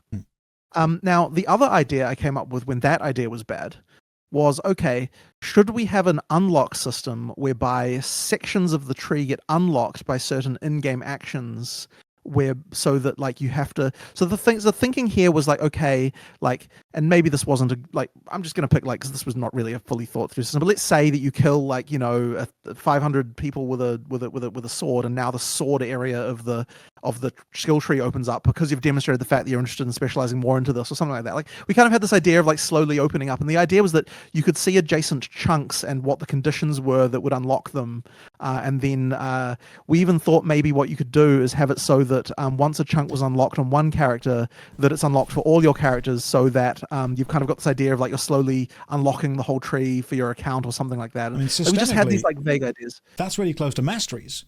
The idea of you go through the ascendancies and you go through the gauntlet, and then you get another smaller skill tree that you're able to build onto and add to by getting points from doing that. So while everyone in the chat's saying, no, don't lock off specific areas. Oh, no. I'm not saying we do that now. Achieving something is great. Right. So what I actually quite liked this back when I first proposed it, but the reason I was talked out of it, well, there's a few reasons, and probably the reasons that a lot of the people in chat will be having, right? Like they are valid concerns to have. So there's a lot of it comes down to the fact that we felt that showing the whole skill tree was the least bad option as far as wanting to have a skill tree like this is concerned. Like I don't think that there would be a way to have a skill tree like this without doing it where you can see the whole thing like this. Now, in order for that to not be the case, you'd have to fundamentally change the skill tree in some other way. So like the thing I just said, for example, that has the like locked off stuff, like there would be a way to not have this problem, but it would fundamentally change the skill tree in ways that I think Path of Exile players probably wouldn't like. And so therefore, in the discussion came up again for PoE 2. Should we try and change the skill tree in a way where you don't have this moment of opening up the skill tree and it's like this big thing? Now, I am now of the opinion that this is so iconic for Path of Exile that I don't think it's something that we could change. Like, it actually would kill a lot of the the giant skill tree that you see when you open up that moment of discovery when you first open it up is actually iconic enough that it's become a thing in of itself in some way. That's part of the Path of Exile experience in some level, is like that moment. So I don't think I would want to get rid of that. I think it is actually sort of important, but at the same time, there is that niggle of annoyingness where I'm like, I agree with you on some level that you want the complexity to slowly evolve over time. And the trouble with a skill tree like this is the fact that, okay, like, no matter how simple, no matter how understandable you make options, if you have 1,000 of them, then the complexity is in which ones should I pick. So there may, it isn't probably possible to make a simple but giant passive skill tree. So yeah, that's the tricky part about it. Now we are going to improve all the things we can improve as far as being able to understand the stats, and we've got things that can show you what the exact result of allocating them are and things like that. There's a lot of pitfalls we can improve and so on there. But once again, it's very hard to make it so that the thing that you don't necessarily want to open up a build guide. Now, the next question is, okay, so there are build guides on the internet. There are always going to be build guides no matter what you do, right? So the question entirely is, do we want to encourage, not sure which way round you look at it, but do we want to encourage not looking at them? That's an interesting question. Take a player out of the game itself, they're suddenly metagaming the mechanics within the game. One example that I was given about, because I love the complexity of the skill tree. I do. I genuinely do love it as a whole thing. I think what was difficult for me was that moment of seeing it and being immediately overwhelmed. So I would love it if there was even just a slight ramp up to the level of overwhelm instead of having it thrown at me. Because as soon as I opened it, someone said that just the simplicity of having it zoomed in as soon as you open it instead of opening it to an already zoomed out state. So I think the default is opening it zoomed out. You're actually wrong about that. You're actually wrong about that. It does open zoomed in, and then you have to zoom out manually. Gotcha. Yeah. I made but everyone does. A couple of years ago. Everyone does, though. Okay.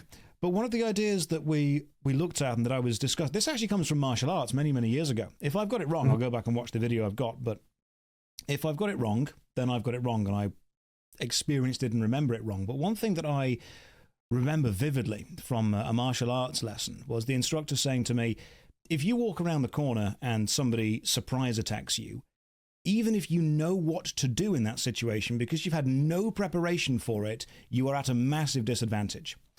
If you were walking around the corner and someone grabbed you just 5 seconds before and said, hey, there's a guy around there waiting for you, that tiny bit of preparation gives my brain the chance to prepare for what it's about to see, access the bits that it needs, and then go around the corner with an expectation of what I'm about to do. So when this huge, big sphere grid, this level up system is shown to me, I am not expecting the complexity of it. If there was a level to maybe have the first or second level up be tutorialized, if you will, of saying, hey, go here, here, or here for a general build. Choose this one for a melee class, this one for a ranged class, this one for a magic class. And then the next level up from that was maybe slightly tutorialized. Let's say you went into magic. Do you want to increase your magical shield or your magical damage? Once you've done those two, you can then say to the player, right, the rest of this is about to unlock for you. Good luck with it. And then it kind of zooms out. It would have set my expectations for what I need to do and the level of complexity I'm about to deal with. Is there a way that you can set player expectations for the complexity they're about to be faced with in a way that wouldn't intimidate them?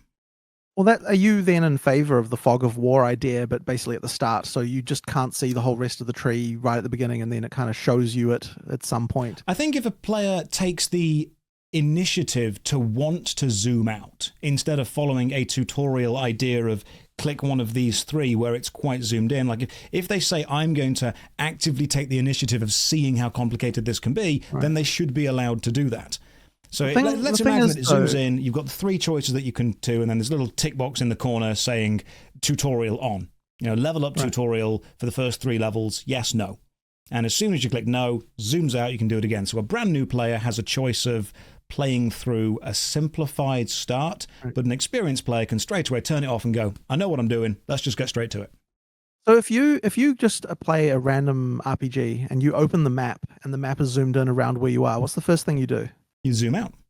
Exactly. But then away, I've got the moment idea of there is being the zoomed ability to in. zoom out. I'm prepared for the map. I mean, the first, let's say the first map on old school RuneScape is the tutorial island, which is a very small zone that introduces you to moving about on the map itself. I mean, even in Dark Souls, the very first zone is the Undead Asylum, which is a very small, concentrated version of the rest of the game.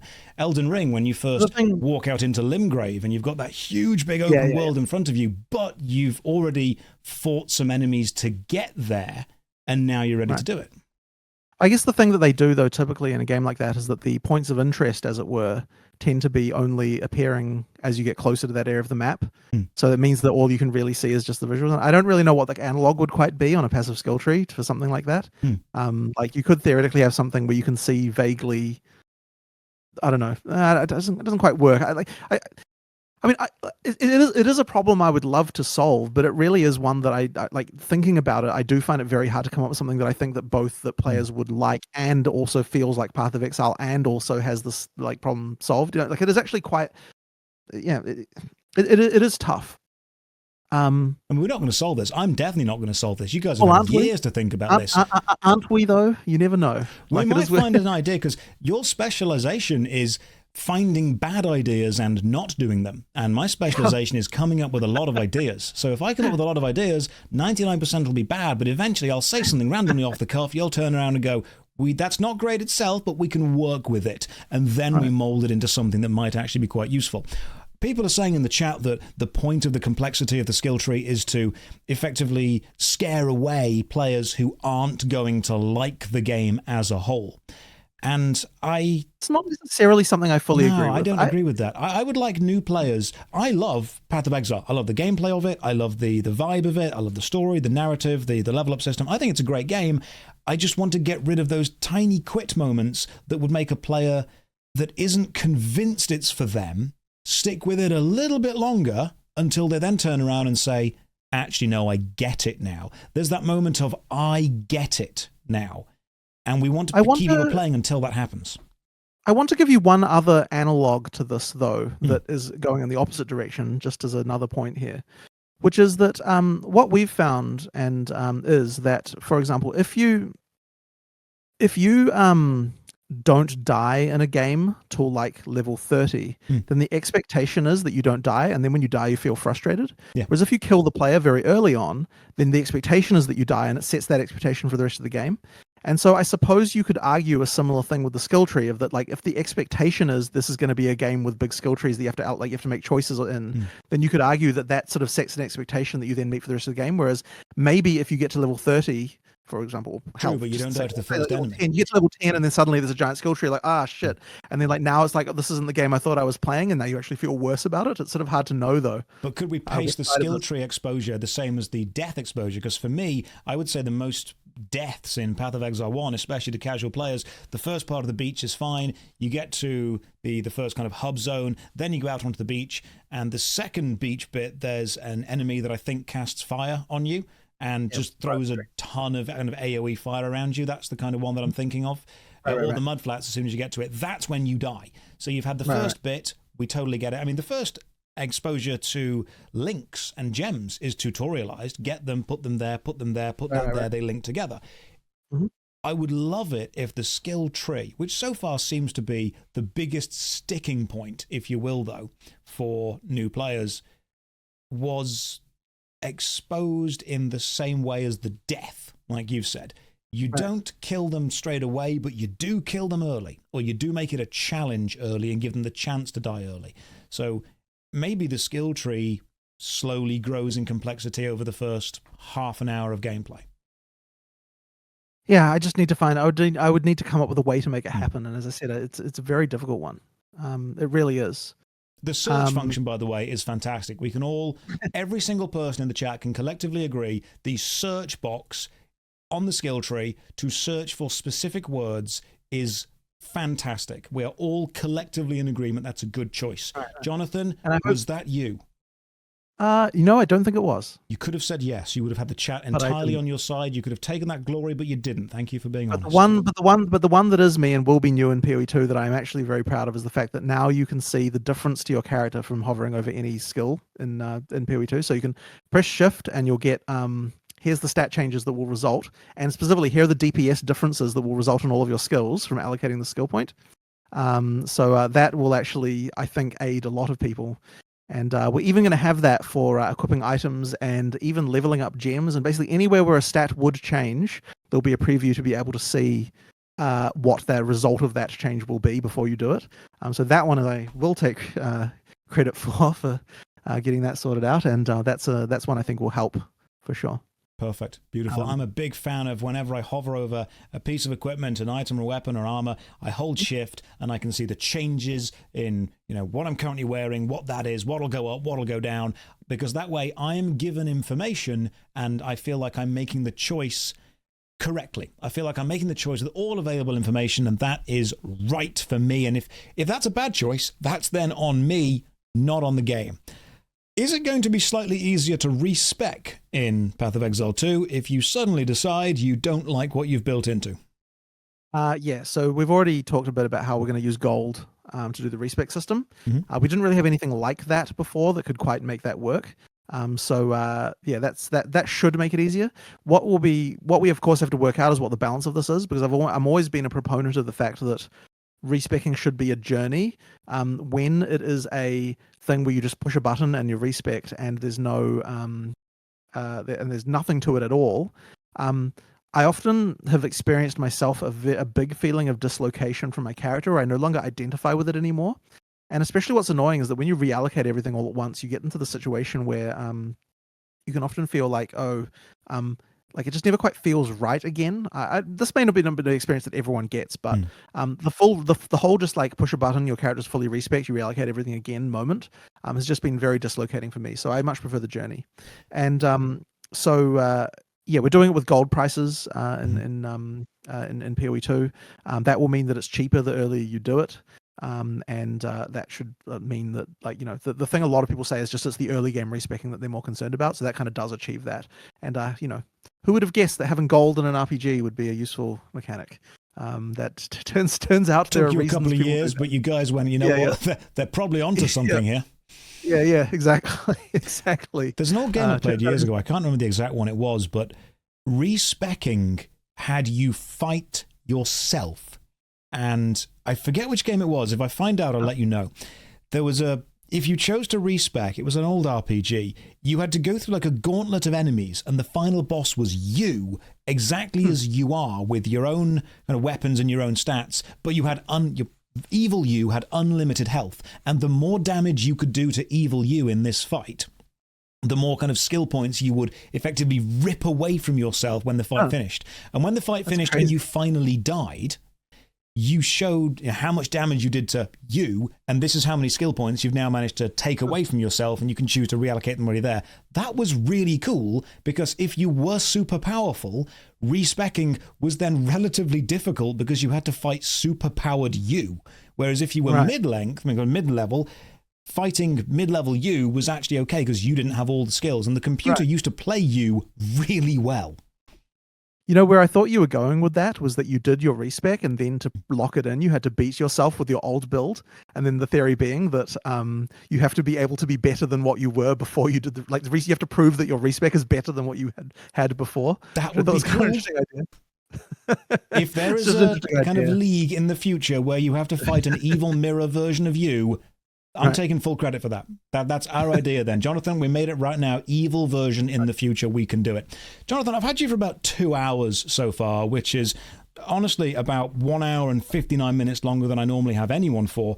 So is there anything else you would like to bring up before we call this interview to a close?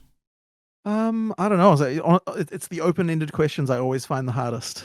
So yeah, that is honestly a tough one. They're really, I don't know. I feel like we've covered all sorts of random stuff. We really have. So I'm personally good. I've got nothing else to say. Let's end on a high note then. Everyone in the chat is probably going to play this game as soon as it comes out. But for anyone who isn't, anyone who doesn't know about it or doesn't yet care, Jonathan, why should someone play Path of Exile 2? I think just because it's a good game, really. I mean, that's really what it comes down to. Like, you know, I don't know what else to say. I mean, that really is what I'm hoping. I just want to make the best game. Yeah, I just want to make the best game I can. So I'm hoping that this one's better than the last one. Brilliant. And the last one was pretty damn good. Let's be fair. So, you know, let's try and do even better. All right, cool. You should play Path of Exile 2 because it is a good game. Everyone in the chat, that is 4,000 people. I regret saying that. No, don't regret it. It was perfect. It's absolutely perfect. That is going to be the quote when it comes out. You know, massive Path of Exile 2 release. Jonathan, lead game designer. It's quite good. That's what it's going to be. It's going to be fantastic. It's the first sextuple A game, 6A game. We've already confirmed it here, and you've said there are quite a few new systems that you've managed to chat about and at least hint at. So everyone in the chat, thank you very much for joining us. And Jonathan, thank you very much for your time, and thank you for chatting to me. No problem. Thanks, Frank. It was an excellent chat. Right. You guys go and enjoy the rest of your week. I'm going to go and build some Warhammer. Take care. Good night, and God bless. See you later.